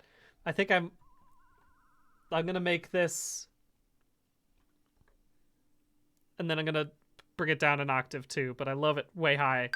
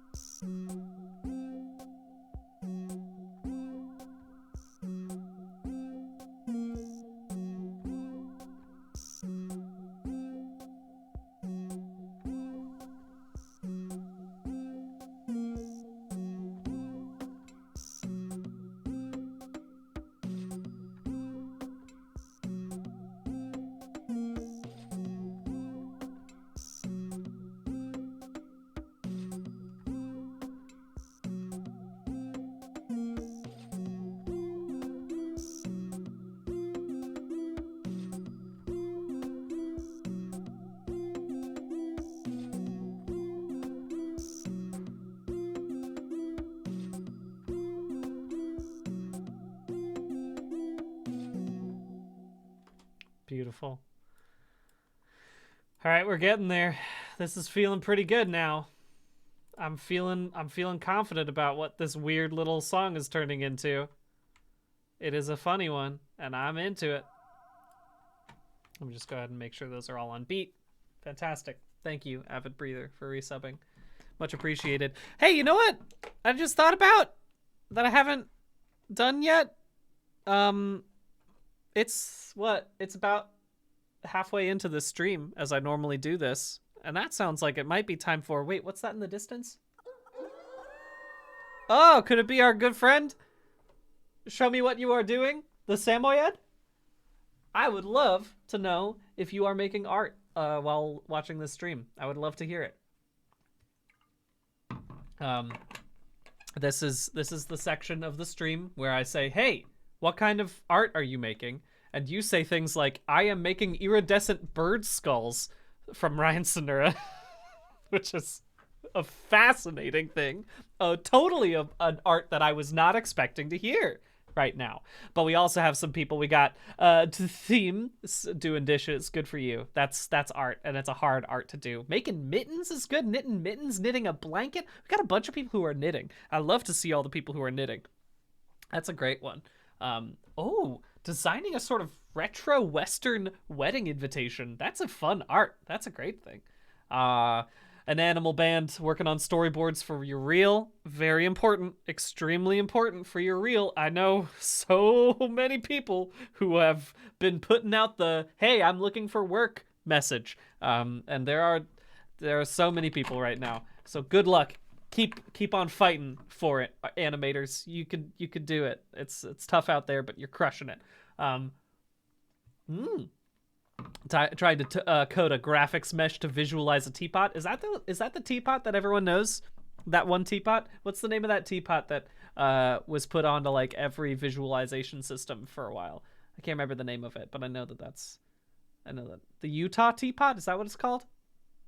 Nice, good work. Hell yeah, like a Fox 87. We'll be romancing Asterion and Baldur's Gate after dinner, which is art. Absolutely, it is art. It truly is. There's no denying that. Ooh, good work on your first ever retopology, Stingray, for your 3D character sculpt. I don't know a single thing about topology, but I was considering that. I was like, you know what? If I turn this stream right now, making a boss theme and then making the boss, feels like something I could do on multiple of these streams, and it would be fun because it's always fun to make boss themes. But I was also like, it would be fun to learn Blender to like figure out how to make an old PS2 style boss. I think that would be a really fun time. I've considered that. It would be a fun thing to come back to. If I'm ever like, I can't think of what to do on this stream, I might do more boss stuff. I could definitely learn more Blender. That's a fact. Everyone knows that. Always important. But good job, all of you, making art while doing this stream. I love to see the people who are also practicing their instruments and stuff. I love to see it. It's always great. Thanks for joining me. It's really fun to do this stream and just hear what kind of cool art you're making alongside it. Keep up the good work. I'm testing here, folks. We're coming back to this because it's time for me to get back to it. Try to make the rest of this little song. I'm gonna copy and paste all this because if I remember correctly, if I copy it and then I paste it and then I click Control down, does that, what was the thing that I had to do? Shift down, is that it? That's how I do it. I've learned.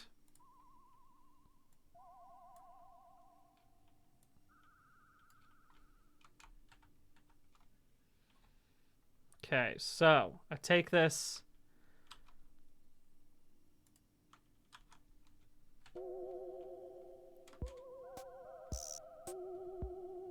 Yeah, nice. Nice and spooky. I could also, what happens if I go one further? These ones gotta be way quieter.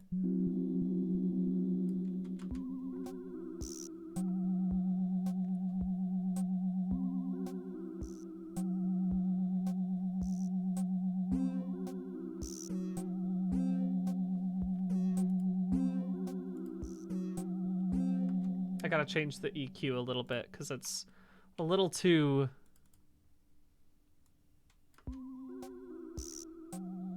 There we go. Now it's just in the background.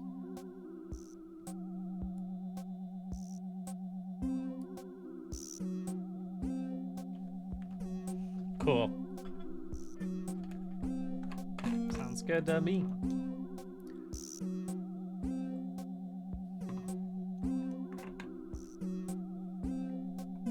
Okay.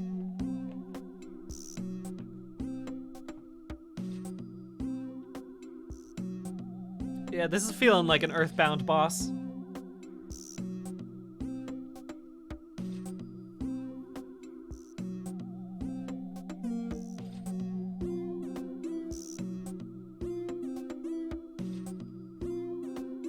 Okay.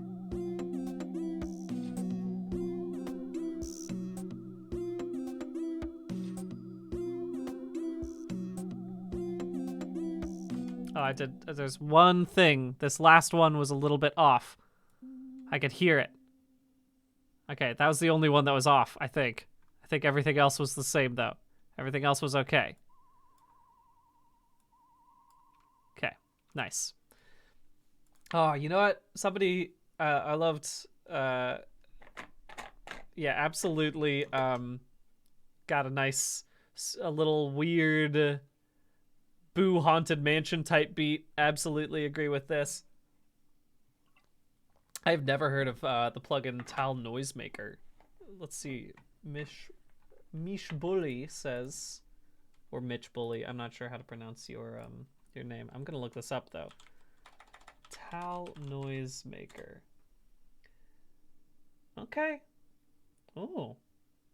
All right. It's a free synth. That's interesting. I could be into that. I'm all for good new free. Ooh, oh, this looks nice. A good virtual analog synthesizer. That's good. Okay. I might play around with that. That's a good one. If we're talking about Luigi's Mansion vibes also, I just want to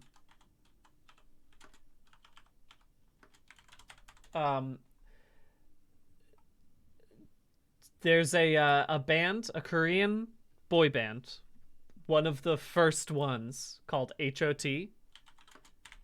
And they have, I just recently heard a song by them that is the most Luigi's Mansion ass beat I've ever heard in my whole life. I can't overstate how much this song, High Five of Teenager. You better believe I'm talking about High Five of Teenagers. I gotta remember the name for it because I'm blanking on this. Let me just find their discography really quickly. Was it Resurrection? No, it wasn't Resurrection. It was... yeah? Was that it? Oh my god, what was it? Oh, I'm sorry. I just was listening to it. I gotta find it. And then I'll play it for you because I think it's important for me as a creator to listen to my forefathers like HOT and make sure that I am playing the right songs and making it sound similar to them, because this, I gotta introduce you to this song. It is too good, and it is, again, the most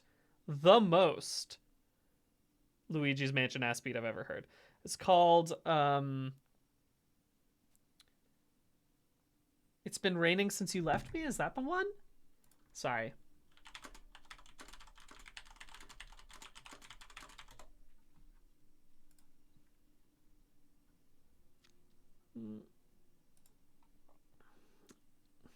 Okay.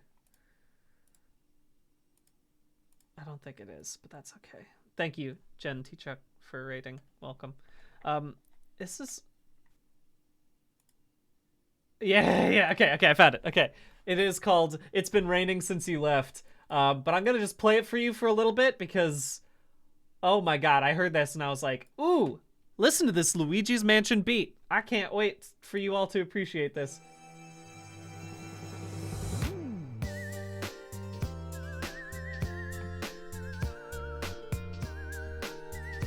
Tell me this ain't Luigi's Mansion, baby. Ooh.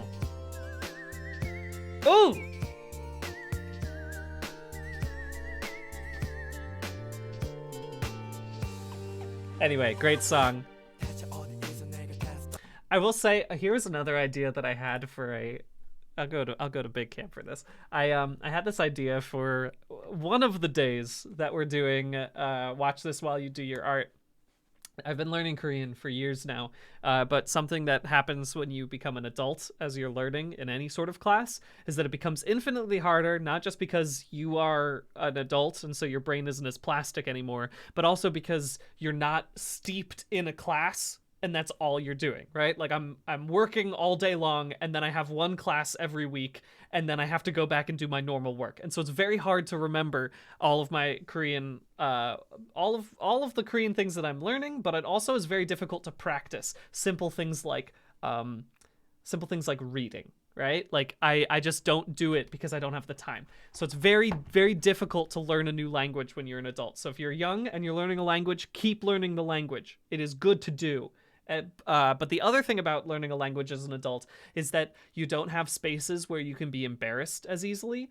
Like when you're a high school student and you're learning a language, everyone expects you to be bad at the language. When you're an adult and you're learning a language, it's really hard to accept that you're gonna embarrass yourself, right? You have to put yourself out there, and you have to be like, okay, I will practice ordering something at a Korean restaurant, even though that feels so embarrassing to me, even though I know I can't speak well, right? It's very difficult to do. You have to be willing to embarrass yourself whenever you're learning something new. It's part of why I'm learning Ableton on this stream. But I was like, maybe one of the days on Watch This While You Do Your Art, I just sing Korean karaoke with all the songs that I currently already know, right? Like songs that I know the melody of, but I don't know the lyrics for. And then I just have to practice reading Korean quickly, right? I have to be able to get through the full thing while I am singing it. And I have to do it fast, right? Like I have to do it. That's one of the hardest parts about learning a language is making sure that you can read things quickly. And so I was like, maybe we'll do that one day, is that we'll have a Brian learns Korean via karaoke, and it's gonna be bad. Like, I want to make it clear, it's gonna be so bad. It's gonna be astoundingly bad. Like my pronunciation is trash. My reading ability is pretty slow. Like whenever I'm listening to something, I can catch maybe the first 3 words of a sentence, and then I am so focused on those first 3 words that I've forgotten the rest of them. So this is all to say, maybe we'll do a Korean karaoke episode of Watch This While You Do Your Art, and it's just going to be learn Korean through karaoke. Norebang, Norehakyo, song school. So we'll see if we end up going back to that. But that's just a thought. Also, if you ever have any thoughts for good Watch This While You Do Your Art streams that you think would be good to have in the background, please let me know, because I'm willing to do anything, truly.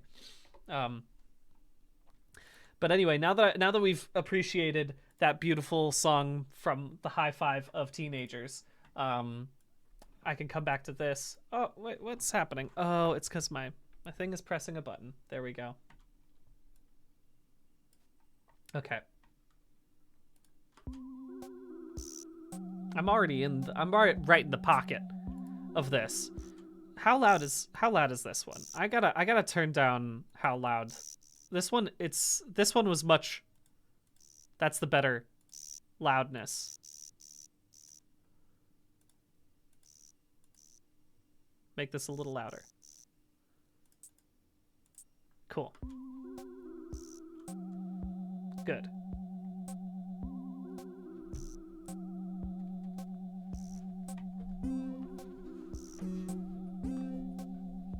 Okay, this is pretty fun.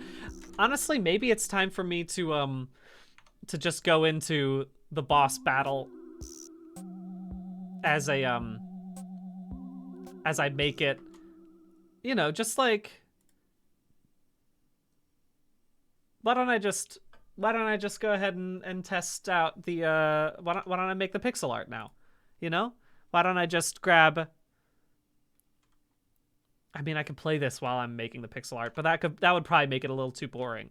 But it is a good idea for if I were actually making a boss theme, I would listen to it in the background while I was making the boss art, because boss fights you end up having to do a lot if they're tough boss fights, at least. So you want to make sure that you can listen to them for a long period of time without hating them, you know? Okay. It's nice and quiet, but let's go ahead and play around with my bug catcher, the boss himself. Let's see what we can do here. What I want to do first is clean up some of these lines, right? This is just a sketch. So what I'm going to do is make a new layer.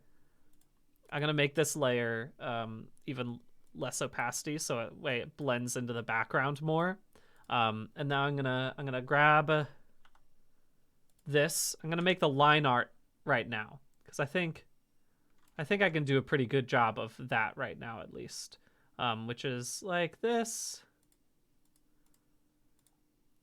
I don't need these to be quite as big. In fact, let me get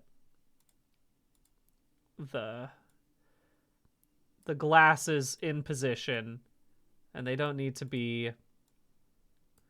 I was just doodling the first time I was making this, and so I need to make sure that the glasses are the right size without overwhelming anything. There we go. These don't have to be as big on this side. I need these to be a little bit more average over here. Maybe we can do that. I think that seems nice as a good beginning here. And we're just doing this classic oh, maybe actually here's what I'm gonna do. I'm gonna erase,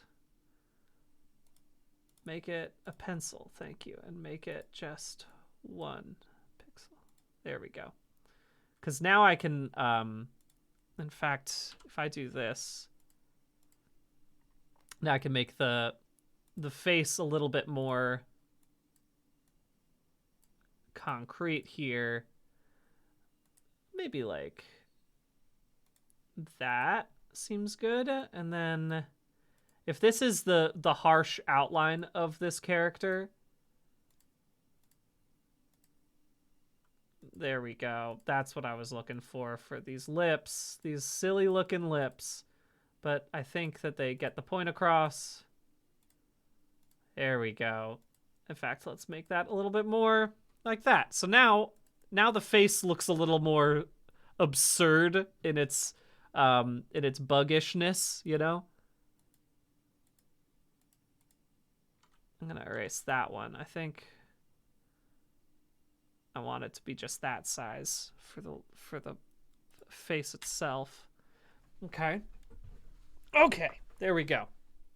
And of course, you need, you know what? I'm gonna make the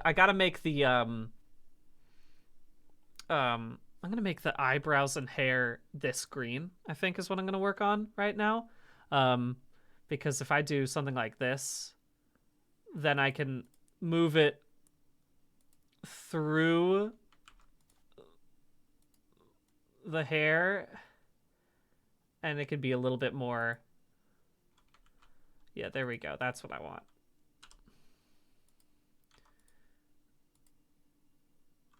And then I just do this. Oh, he's got a little like flower on his head. Maybe that's what it is that there's like a little flower that he uses to catch other bugs. And I'll make the flower have the same petals as, or the same color petals as his lips, right? I think that's the plan. Keep the lips the same color. And that should be okay. Yeah, it is sort of an anglerfish, but for bugs, right? That is kind of what I'm looking for. And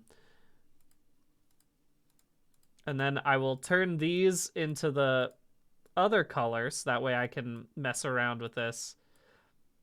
There we go. And then I'll get one of these.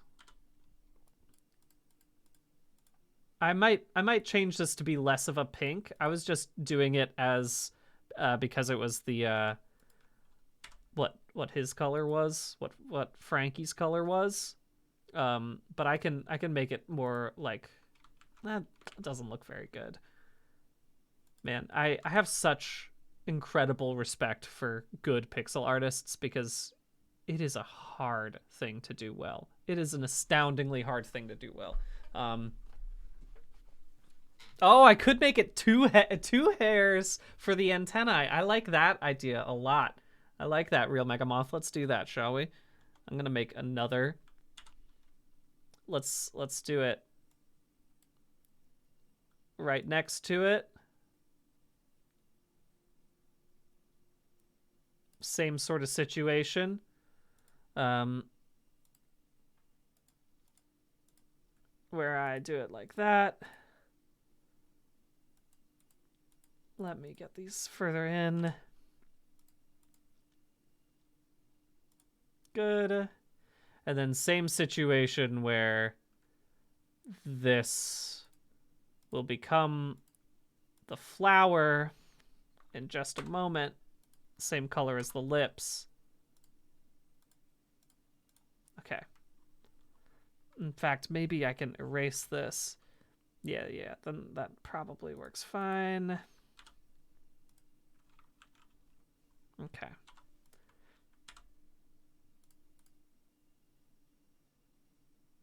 Okay, there we go. It's two little antennae coming off of there. Actually, let me move this all over. I've just realized I don't like what I've done. I'll make these ones a little lower. Let's make them boop. Yeah, it's just so funny trying to wrap my head around how to make good pixel art, because I'm just not an artist. It's a fact. And then in fact, you know what? I should also I gotta make some eyebrows that show up in the glasses themselves. Just a couple of little brows in there to show that this bug catcher is angry, you know? It's important. And then I can also do, at the same time, I can make the rest of the face show up, but in a much lighter color. I can put in the pixels of where the rest of the face is in here. I guess I don't need to show too much of it over there. Actually, maybe this is making things worse. This would have to be a lot lighter if I want it to look like this. Like here-ish, maybe?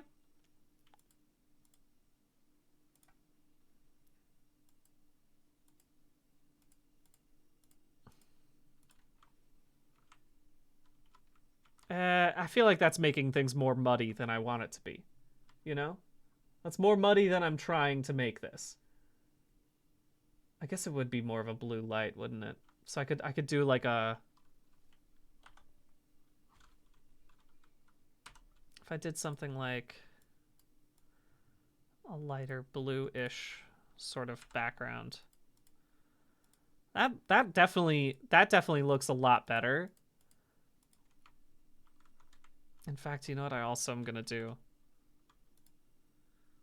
is erase these ones, make these glasses a little more just pure circles now. There we go. I think that could be good. That looks pretty okay right now. Let's just go ahead and grab these same flesh tones. Let's just make this same color as Frankie. I just want to see what happens in the background if I do this. If I just fill this fully, I need to put in a lot more, obviously, shading and stuff in this if I'm gonna make this look correct. Oh, here. In fact, I shouldn't even make the within the glasses colors just yet. Okay. Okay. Okay.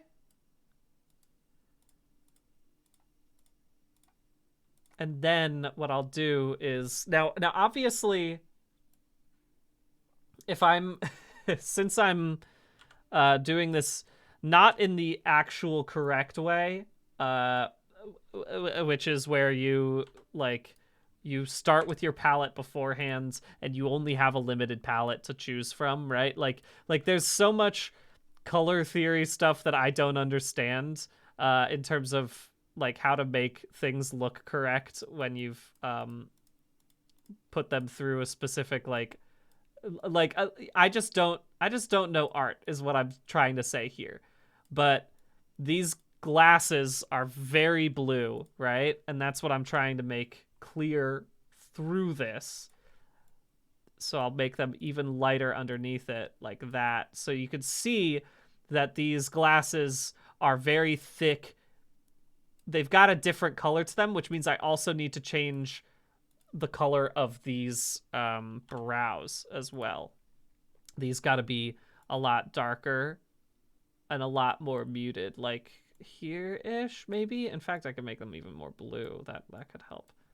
But I got to keep them in the same sort of space like that.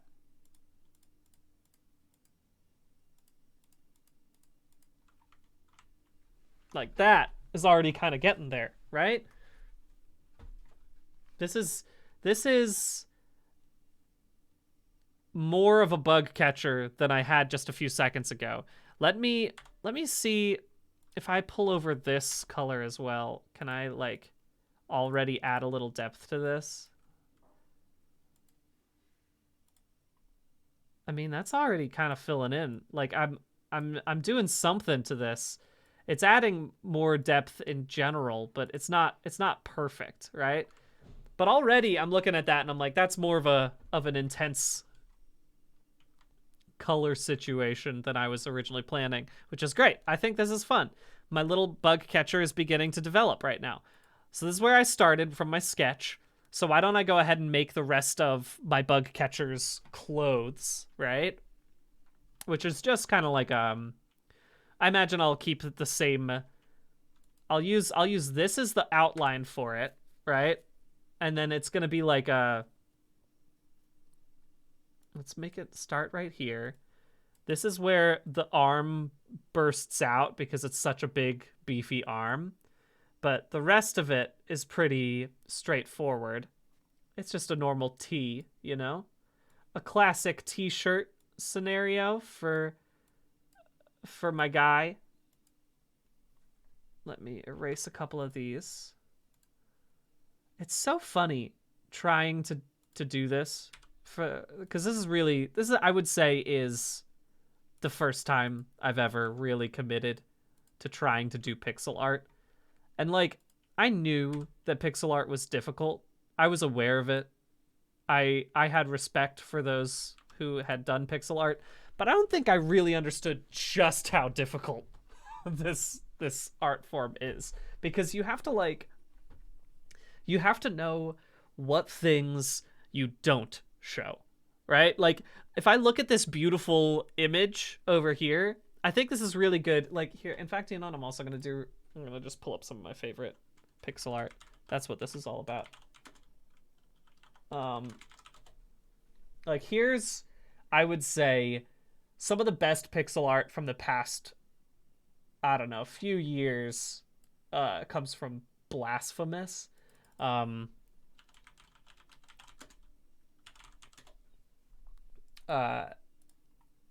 Very intense game. Very good game. Very, very good game. I just want to see... Let me see if I can pull up... Let's use up Isadora, Voice of the Dead. I think this is a very good one. This is, I would say, some of the best pixel art at doing what pixel art should do, which is be incredibly intricate without overwhelming the senses, right? This kind of pixel art is so fascinating to me because, like, you fill in the blanks. Thank you very much for rating. It's so, like, it has so much depth to it. And obviously you can do that because they have so many colors that they can use. But, like, even in this filigree sort of section, it makes me think that the same thing is up here, right? Like, it makes, when I look at this kind of intricate stuff, my brain fills in the same thing for this section, even though it's not at all, right? Like, it's just a bunch of goldish pixels in the same space, but it's so well designed. And I could never do it. That's just me shouting out how much I think that pixel art rules and how much I can't do it. Even for this one, like, from a distance, you're like, oh yeah, I get that. I get what this character is immediately. But, like, there's so much depth. The like chain that he has on, you know, the pinstriping of his suit, it comes across so well. I don't know. I love I love seeing different types of pixel art. It's fascinating. In fact, actually, speaking of things being fascinating, I shouldn't have done this up here. I should have done it underneath. I got to make sure I know where my light source is coming from. Okay. All right, there we go. Let's go ahead and make the shirt same sort of colors as the hair. In fact, I should probably make this shirt slightly different even, but that's okay. You live and you learn. I'm starting. I gotta start somewhere. You know what I mean? I gotta start somewhere. Okay. There we go. That shirt's a little muddy for me right now, but I might be able to change it soon enough. In fact, also, I was going to use the blue as the outline, but I've decided against it. I think if I'm keeping it in the same style as Frankie, I need the outlines to all be the same color, which is this deep reddish thing. There we go. So let me just go ahead and do that right now. Let's color in this section so it's the correct amount. Okay, and then let's make this beefy arm, just like Trogdor. And then this will be good because this is the same exact thing I was just describing, where I make the glass be a different-ish color to the other stuff. And so I need to make sure that this glass is still getting the point across. And I'm gonna mark out where I want the hand to be. There we go. And then this will obviously get changed as I make the rest of this jar.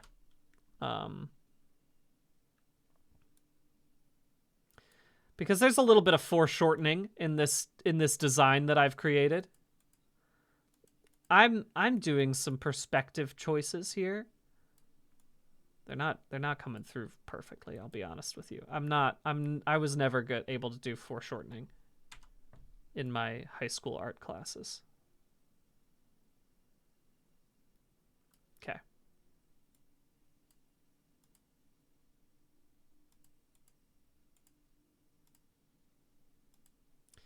Okay, great. And then these will just be the fingers, as you can obviously tell. Great. Okay, so that's big beefy arm holding up a big jar. I might even make the jar be on a different plane or a different layer. Maybe not. Maybe not. Maybe not. I'm thinking about it.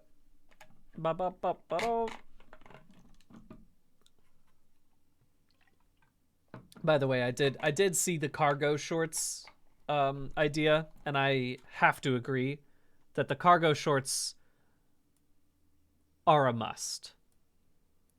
Absolutely no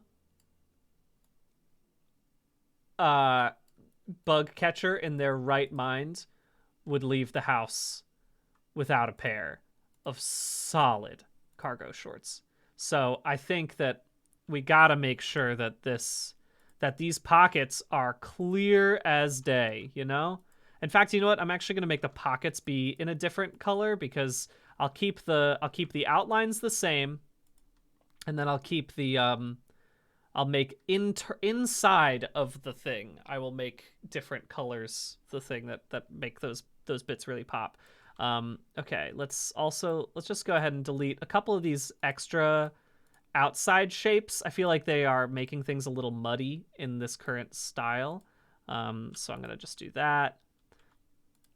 Cut the thing so that way there's not too much doubling up of the things. I think that'll help keep space a little more. And I can actually do the same thing up here with the hand, so that way I'm not taking up extra spots that are unnecessary. In fact, let me also do this. I feel like I'm learning a lot about pixel art unintentionally right now. I'm like these things where I'm like, oh, I should delete these extra bonus little pixels that are like here in the corners. I feel like that's something I would have, I mean, I'm learning it from example, because like some of these things, I think this one does need double pixels here for that to make it look like it flows well. I got 1, 2, 3, 4, 5 fingers in there, right? I'm doing this okay. Here, let me erase that one. In fact, let me just erase that entirely. There we go. Let's bring this arm a little bit further, or these fingers a little more further in. Yeah,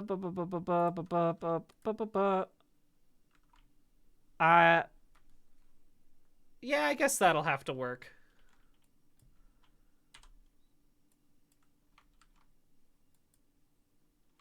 And I'll just do a little thing there to show that that's where the hand is. And then again, I will go in with different colors to make the beefy arm very clear. And then I got to make the small arm also has to be pretty clear. And it's got to be right next to the lips, which is a bit difficult, a bit challenging to make sure that I keep them parsed well, which I guess I'll do like this. Okay. There we go. And then this is just one little hand over here, which I will fix as I go. This is a basic hand. And there's the thumb-ish. And then this is where the beautiful butterfly net will go. Make a little bit of a tie-on section there. It should be good. Thank you, ATVery.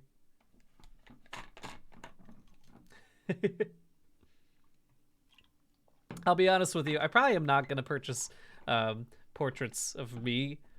Not that I don't think that the art is probably fantastic, but just because I don't know. I don't like I don't like having portraits of myself in a normal way around my house. You know what I mean?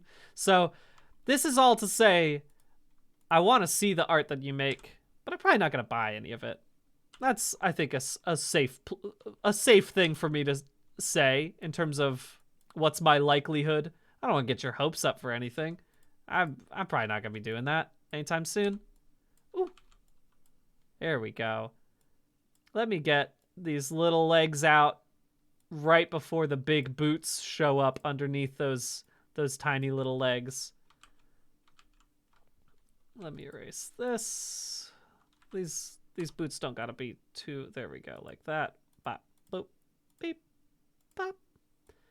Big boots. Big boots. Big boots. I'm making these guys. This dude's got clown shoes right now. I can't be having that. I gotta make these boots strong but effective. You know what I mean? I gotta make sure that they are not overwhelming. I'm not going into the cartoon space, I say, as I make this character. I don't want to get too cartoonish, I say, making the most cartoonish looking creature in the world. And then same thing over here. Boop, boop, boop. Make these boots. There we go.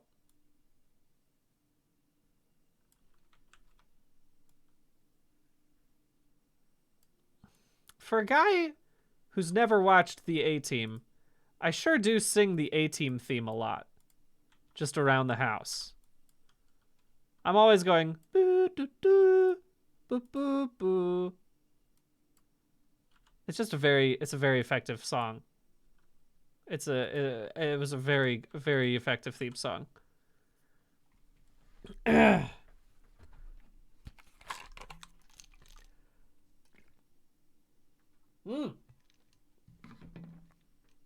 Delicious water. Fantastic. Okay, so we've got ourselves big beefy arm, weak not beefy arm. Here we go. Oops. Let's just go ahead and fill this in as I go.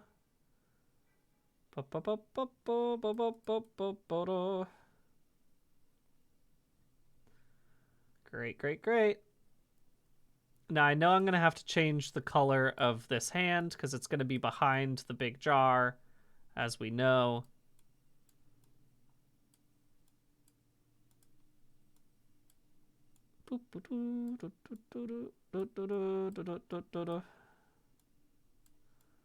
Alrighty.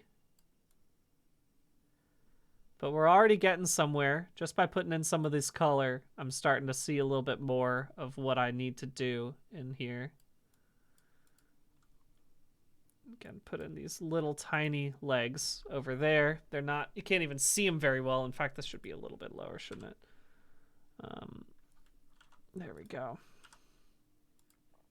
Okay. And now if I take off this, already that's looking pretty clean. I'm starting to see the shapes of this boss right now, which I have to say I'm very happy about. In fact, let me just go ahead and make this bug net a little different in terms of how I originally was planning to make it look. But you know what? In fact, can I just do this?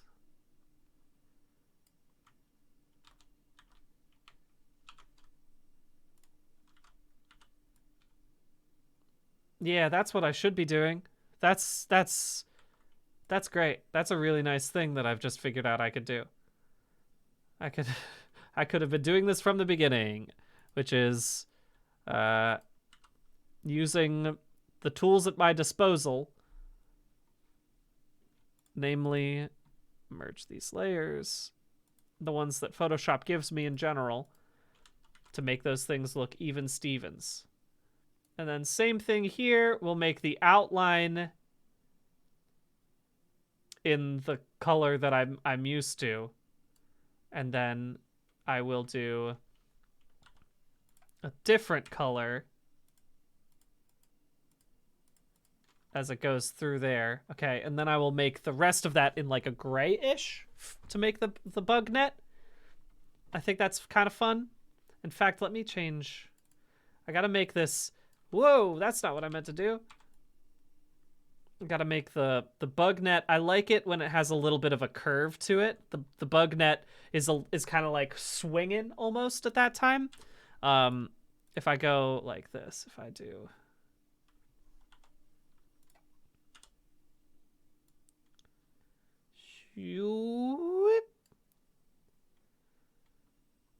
If that's the case, maybe I would want it to be a little bit more drastic. Well, I guess I'll make the curve a little less drastic.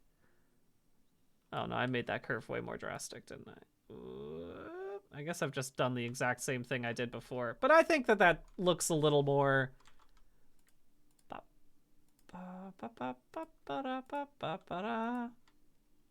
There we go. And then it's kind of got a more intense into the net head sort of situation. In fact, I'll probably end up making this. There we go. There we go. Now that's a strong bug net kind of character looking thing. All right, I'm into that. If that's the case, I can go ahead and get rid of. I'll bring it back once I get to the once I get to the jar. I will once again bring back that. But for now, gotta start somewhere. Let's go ahead and get some blues in there for these. Well, I guess if we're doing cargo shorts, what I'm looking for actually is something a little bit more tan-ish, which might mean that I just use this dark-ish flesh tone. Nah, that's gonna become too. That's gonna cause too many issues. Let's go with something like this. That seems like a good cargo short color. Good, a good cargo short color. And then obviously, if these are cargo shorts, they gotta have the cargo. They gotta have the cargo.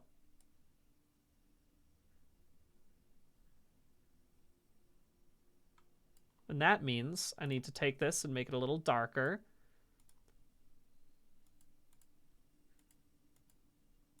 Okay, so there's one pocket, and then here's another pocket. Good. And then I'll just put something right there to make it clear that that's where the little button is. And then I need something, I need to split the difference between these two.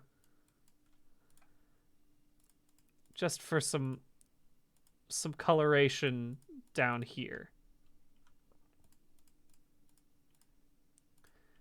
There we go. I think that's looking pretty nice. Okay, cargo shorts. That looks like cargo shorts to me. I'm into that. And then big boots. Boots can also be green because I need to keep. I really shouldn't be messing around with my color palette quite so much. This is so many different colors that I have done. I know that this is an incorrect thing for most pixel art things. You got to make sure you have a much more limited color palette. But let me just get this, and let me get these, because these guys are the darker versions of that, right? So I can just put that in immediately. Good. There we go. Just a little bit of shading in there, just to make it a little more depth in that. That's looking good. There's a little more depth to that now. I'm happy with how this is going. Our bug catcher is coming into his own. Let's make these boots that dark color that I just did. We'll get those down as the soles, basically. I'll pop in one little thing here, and then also for the tongues, they can also be the same. And then I'll make a lighter green for the rest of the boot. I guess I'll just keep it as I was right there. That seems good to me. Yeah, I guess I have to accept that I should be keeping this color palette limited, making sure that I'm doing the right things here. Let's go ahead and do some shading on these hands and arms. I think that's important. Get a couple of. It's also important for me to get the flexing, you know, flexing images here. It's pretty good. Let's get one right there and one right there. Oh, we're getting somewhere. Oh, we're getting somewhere. Yes, yes. Yeah, that's a strong bug catcher. You see that? Well, as soon as I get it away from where the grid is in there, that's what I'm looking for. In fact, let me just put a little more right here. I think that's gonna make it nicer. Yeah, cool. All right, we're getting there. Honestly, not to toot my own horn, but this looks a lot better than I was expecting, because what I was expecting was something really bad. This has much more depth than I was planning to put into it, and I'm happy about that. I'm very happy with how this has turned out. Really was not expecting anything from this, and the fact that it's even showing up slightly good, that counts as a win for me. Okay, so what I'm gonna do is just make, oh, those are too dark, so I gotta make this a little lighter. Gotta make sure that I'm also not deleting the stuff behind the netting, but I just have to get a couple of lines going through here. In fact, I should, you know what? I've just realized I should erase the ones that are closest to these and let the brain fill in the gaps. That's what I think makes the most sense, is that sometimes you have to let the brain fill in the gaps by just putting in a couple little pixels of it. You know what I mean? And then you can do whatever you want with this.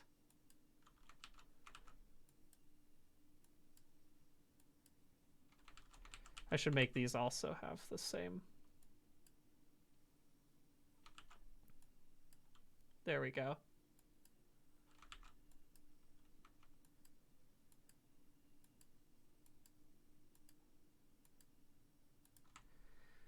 a little busier, but I think you can tell that that's supposed to be a net now, right? That seems right to me. I'm into that. This should be good. And now I got to do my final step, which is of course make the big bug net, or the big bug jar, which will be like, you know what? I'm gonna make this. Well,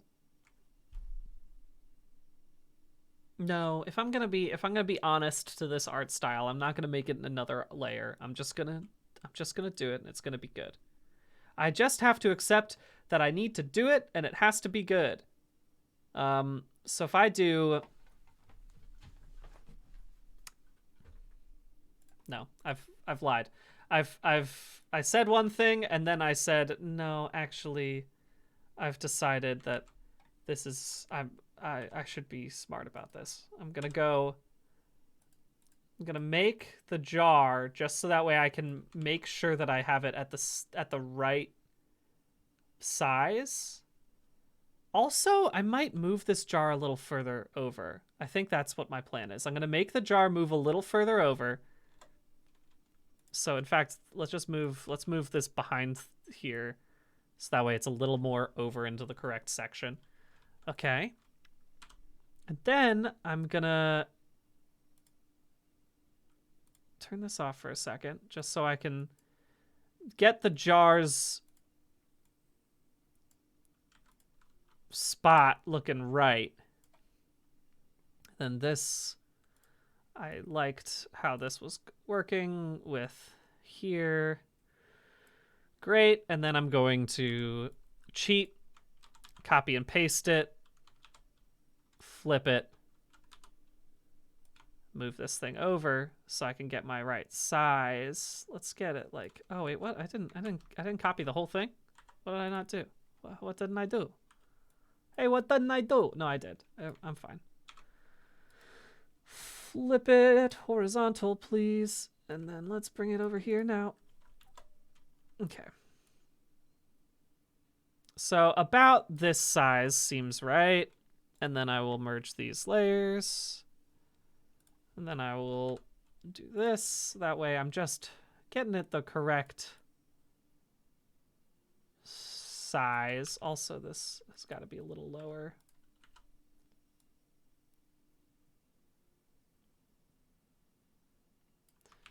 Maybe I should have waited to copy and paste that until I had figured out just how big the jar was going to be on one side. Yeah, I think that's better. Maybe here. I don't like it going over the edge. I think I want it to be right up to it. But this one does need a double.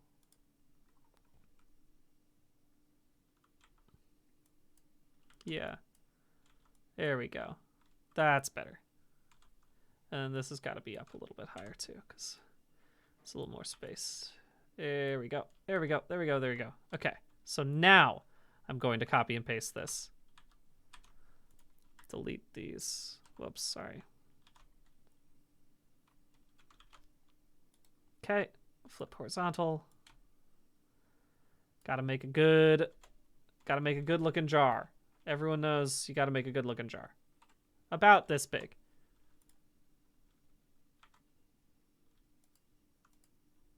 Whoops. Okay. Wrong. I was drawing that in the wrong layer.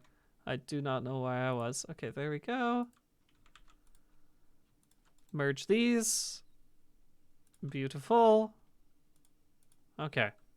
Now I can play around with this and see just how big this jar is going to be on the hand. Okay, that's good. That's good. Okay, I can handle that. I can handle that. All right, and then of course this doesn't have to be exactly like the most... Oh no, why do I keep drawing on the wrong layer? I mean to draw on this layer. There we go.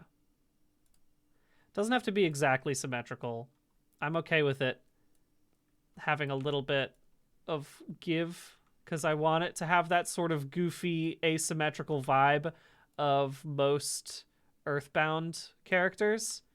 So, in fact, now that I've made this perfect, maybe I will go back to what I was doing before, which is just like getting it closer.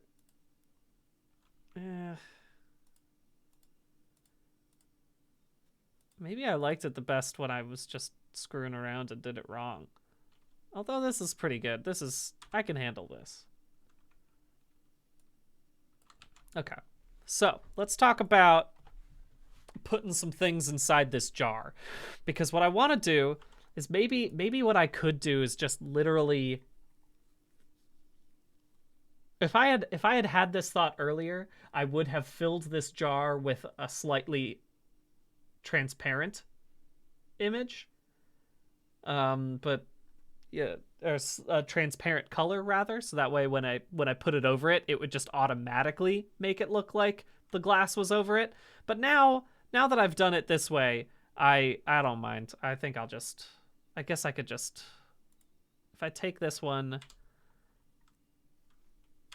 and I fill this up, whoops, you shouldn't have come out there, but that's okay.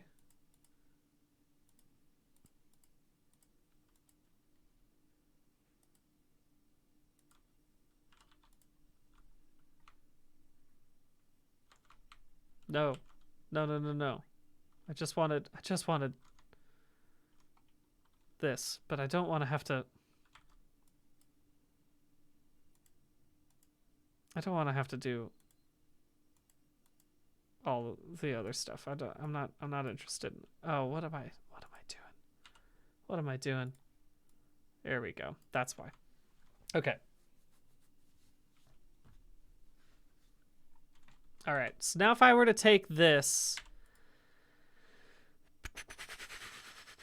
that makes the whole thing transparent, which is pretty close. I just want to say, how close was I between that color and that color?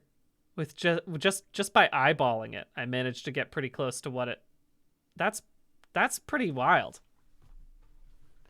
Good job me knowing that.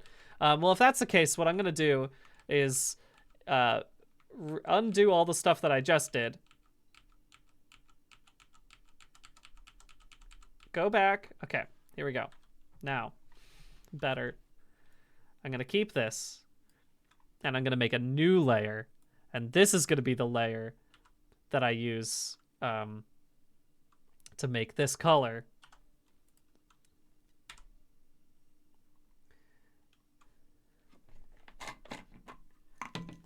No, ATVary, I don't think so. I appreciate it, though.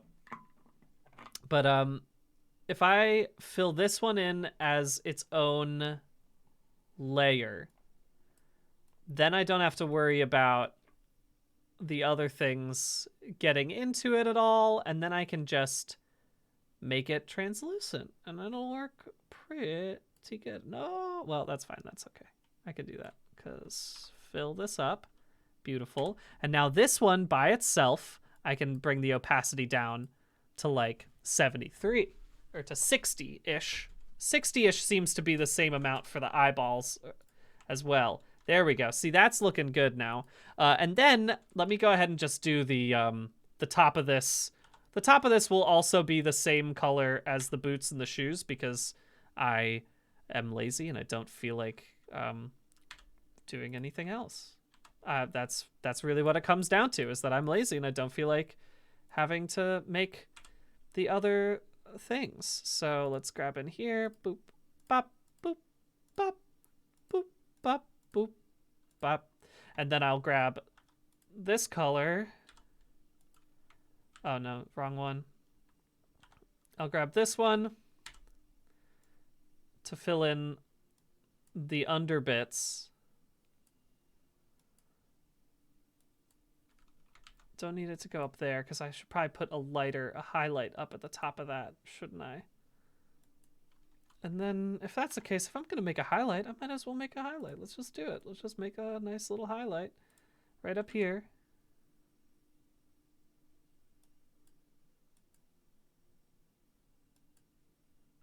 There we go.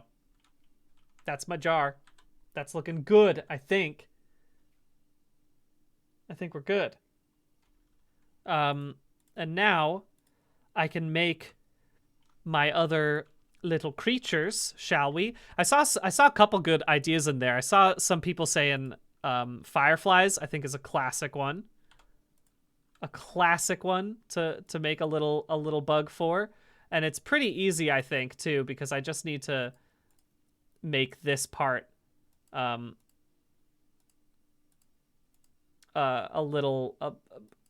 glow in the dark section, which I think is okay.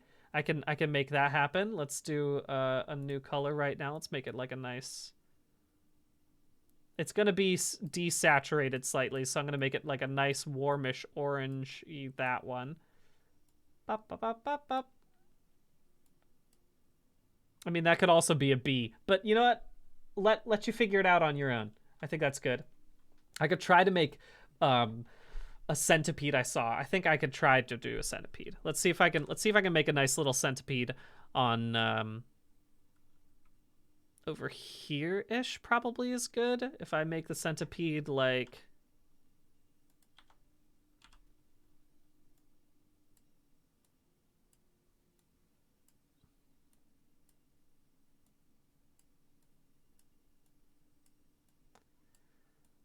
I know this doesn't really look like a centipede just yet. And here's the thing, it might never look like a centipede. It could just be a weird worm. Let me try drawing a centipede just without this behind it, so that way I can have a better sense of what it looks like. Centipede, if I do it like a scolipede or something, then I could really make it go like this. And then do it something like that. I can probably go right there. Okay. And then if I segment it, now it's still a worm, isn't it? This is still a worm. But if I make the mandibles,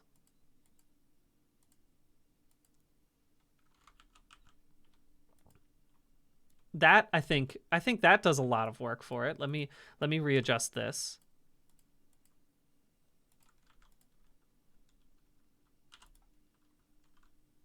Let me also fix this little section because that got a little tight, didn't it?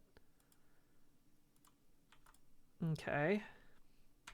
And then I need to make like a couple little legs coming off of it, which I can just do like this.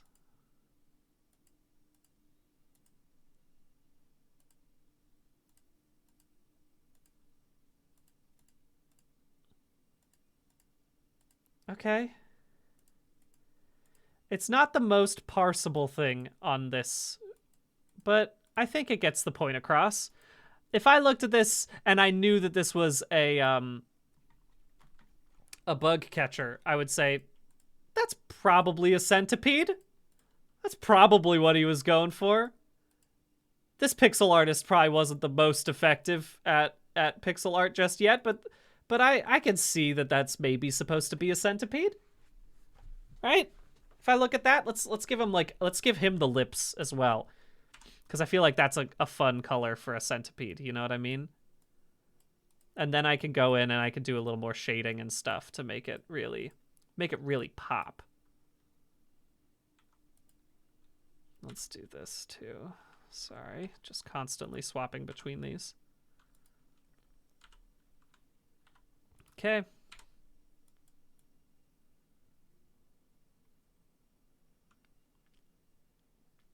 Alrighty.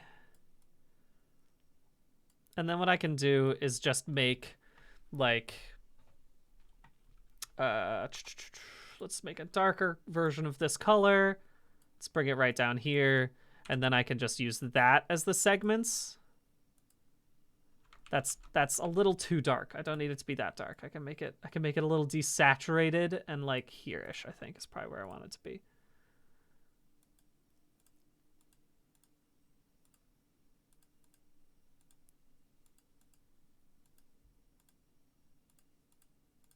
Okay, that looks like a centipede to me. Especially from far away, I think that looks pretty good. What do we think? Thank you, Sergeant Paps.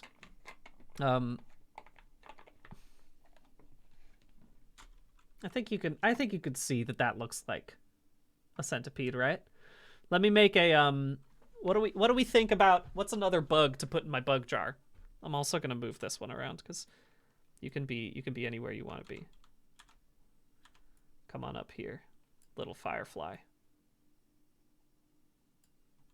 Spider, slug, bighorn beetle's a good one. Grasshopper might be tough. I think that would be tough. Dung beetle's a good one. Praying mantis is very challenging. Thank you, Sonobojo, for subbing. But a beetle I feel like I could maybe do. I think I could maybe do a beetle. Let's try because I can at least make the jaws very readable. You know what I mean? I can make, if I wanted to, I could probably get,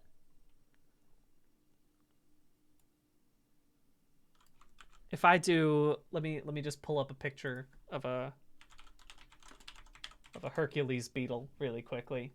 I just got to make sure that I am doing justice to one of my favorite beetles. A good Hercules beetle. So that way we can use it as, this is what a Hercules beetle looks like. They got a yellowish back, which is good because I already put a yellow in here. But I think I could get that pretty good. If I put the big horn right through this little section, I think I could maybe make it without it while it's still making it readable. So I'll keep this over for me to look at every now and again as I do it right now. Get in here. Let's make this beetle. So we got a big old horn, and then we've got some little spikes that come off of it, and then it goes into the beetle's head, which is right here. And then there's a secondary horn, which goes like that, which I might have to move you over a little bit, centipede. Please forgive me. I might need a little more space to play around with this Hercules beetle. You know, we all have to accept that sometimes. Got to move some things around. These legs might get cut off.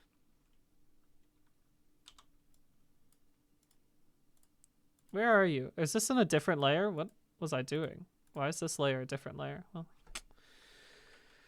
makes my life easy enough. I could put it over here. I think it's still readable if I put it over here and I grab it, I deselect, and I erase these two. I think you could still tell that that's supposed to be the right thing. I think that's okay. If anything, what I really should be doing is, whoa, that looks good though. Glad that I checked that right then. I'm gonna bring this beetle a little bit smaller. I'm gonna make this beetle a little smaller.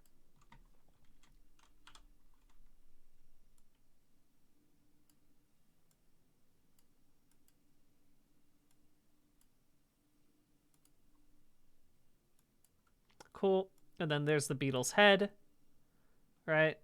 And luckily the beetle gets to be mostly one color. And then I can put this in. I got his little beetle legs and the beetle butt. You can't ignore the beetle butt. And now if I were to take this one, I'd have to make it a little darker, I think. Sorry that I'm using so many different colors, but for a beetle that is as important as this one is to me, I'm gonna get those colors right. I'm gonna get those colors right. Gotta get them right.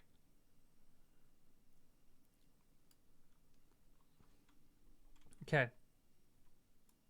If I get right here, and then I can make this beetle butt a little bit better. Boop. And then I can erase these ones. That way it's clear that the beetle is out by itself. And then let's do one final little shading thing. I'll make these a little smaller. There we go.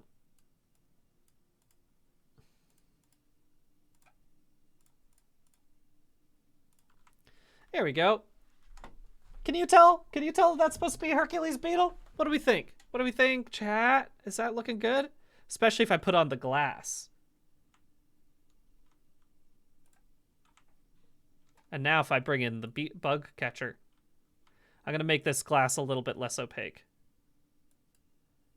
And in fact, what I need to do is also make a little more. I gotta put just a white. It's hard to see, but I think it adds just a little bit there. And then I'm also going to, bump this opacity all the way up just so I can make sure that I'm getting the reflection right. You know what I mean? I gotta make sure that I'm doing that, and then I also just need to make a little bit of a darker color on the bottom, which will make it clear that there is a base to this, that over here there's this stuff in the background, but it needs to be behind the other guys, which I've just realized. This is okay. No, that's not okay. Get rid of these ones, and then I'm gonna make another layer that's gonna go below it. Duplicate this layer. Yup. Great. And then this layer is gonna have the bottom section, which needs to be like this.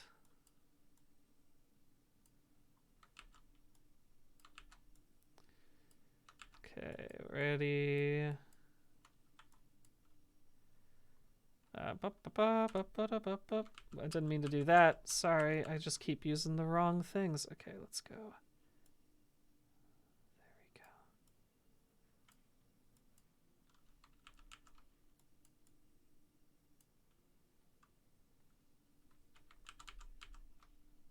I'm getting closer every time I do this, but it's not quite there yet. I know what I want in my head, and then I'm not able to do it as well once I actually start making these moves. But if I were to put this behind here, behind all of these, and then I make the opacity 20. There we go. That's better. That's better. That's what I wanted. I wanted to just see a little bit of that in the background. In fact, you know what? What happens if I just color in the whole bottom of this section? And I just make it clear that this is the bottom.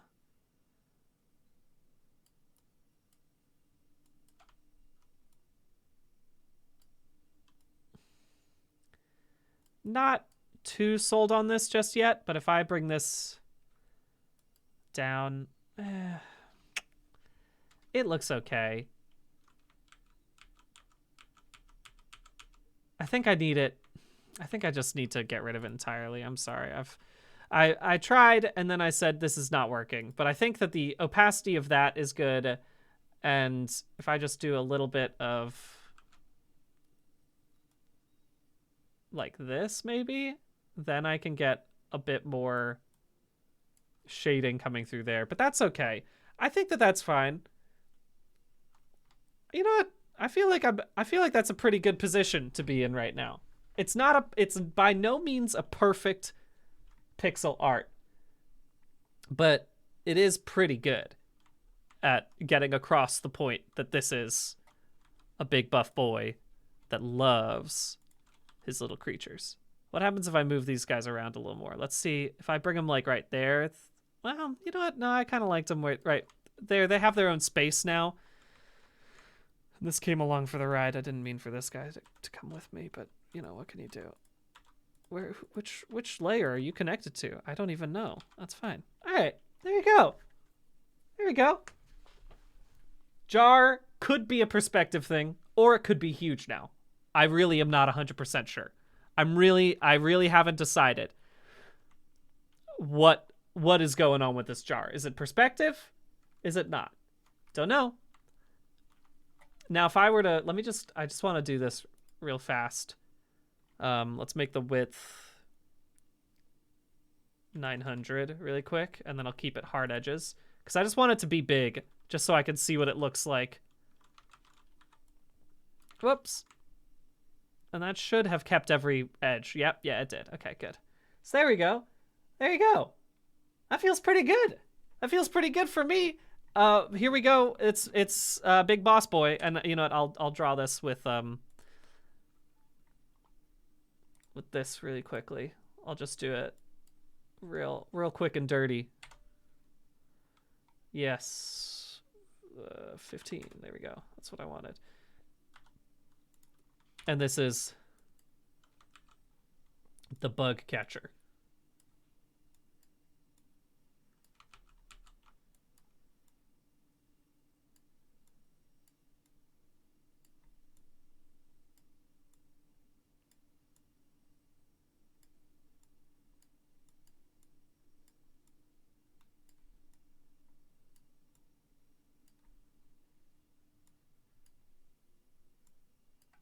Beautiful. Bug catcher. And here, let me do this. Let me give you a sense of what's going on. Okay, you're playing your game, you're having a good time, you're walking around with your pals, Ness, and your other pals who I've forgotten the names of. Also, Ness really isn't his name. Ness is just the thing that you get at the beginning, but it's fine. It doesn't matter. Anyway, we all call him Ness. And then, what's that? You went and talked to somebody who seemed to like bugs? What's this? Who's that? Uh-oh! Looks like you just stumbled on one of the hardest early game bosses. It's the bug catcher.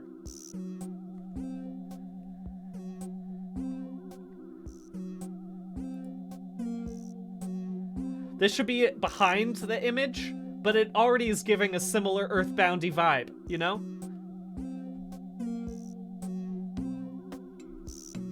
Uh-oh, bug catcher used centipede smash.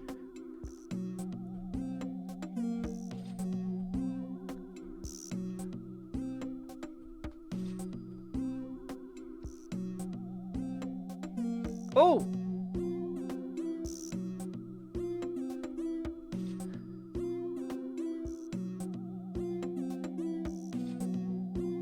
The battlefield got weird.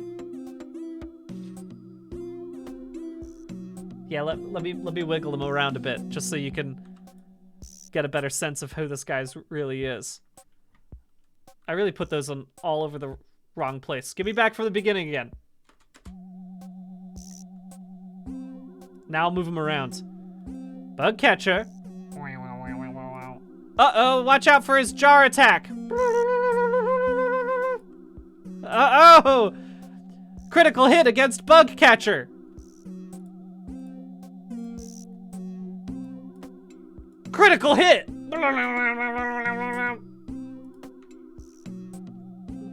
Oh no! Bug catcher dropped his bugs. Now you have to fight 3 bugs. The bug team is out and about. They're their own minions. Pew!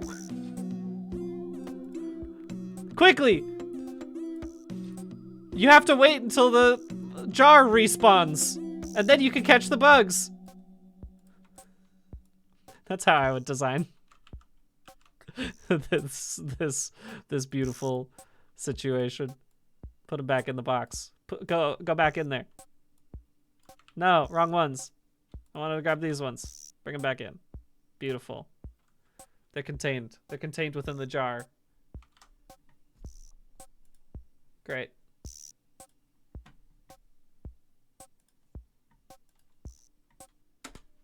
It's fantastic. Man, I'm surprised. I didn't think I was going to get through this entire thing today. Obviously, the song is not completed, but it's pretty close.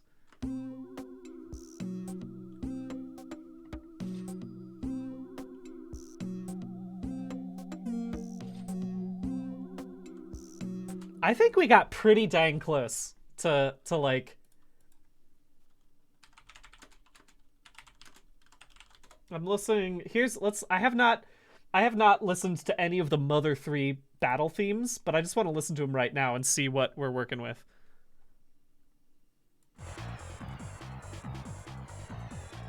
I think I got pretty close. You tell me that my song couldn't sound like this? You telling me that this doesn't fit right in with an Earthbound? This, I think is spot on. Sorry if it was a little quiet. I just realized I've had to make the PC audio extra quiet in order to make the rest of it not too loud. There you go. The oh-so snake.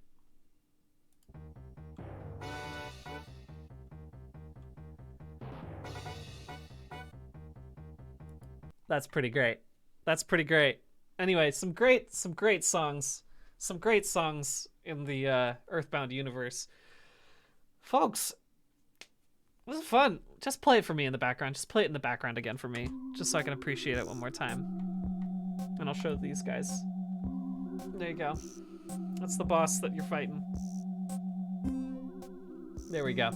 Now it's not double. Wow. Anyway, folks, this was a surprisingly productive day. I've now made one pixel art thing, and now I'm thinking about making other pixel art things because this was surprisingly fun. I didn't think I was gonna be able to make something that I was excited about, but now I want to fight the bug catcher. Now I want to get into Earthbound modding community stuff. We'll figure that out. Anyway, this was a blast. We'll do one last one of these, shall we? You know what? I'm sorry to have to pause this beautiful music from the bug catcher, but I gotta do one more of these. Sorry, I just realized. There we go. That's what I wanted to do. What's that? It's show me what you do while you show me what art you are doing. That's the name of it. Samoyed. Samoyed the Samoyed. Tell me, did you guys make some art while you were watching the stream? Because I'd love to hear about it.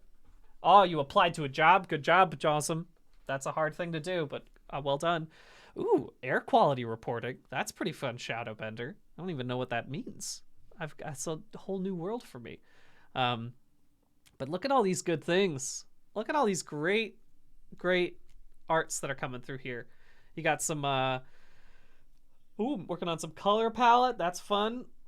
Oh, recovering from COVID is an art form. So I'm glad that you're just taking it easy.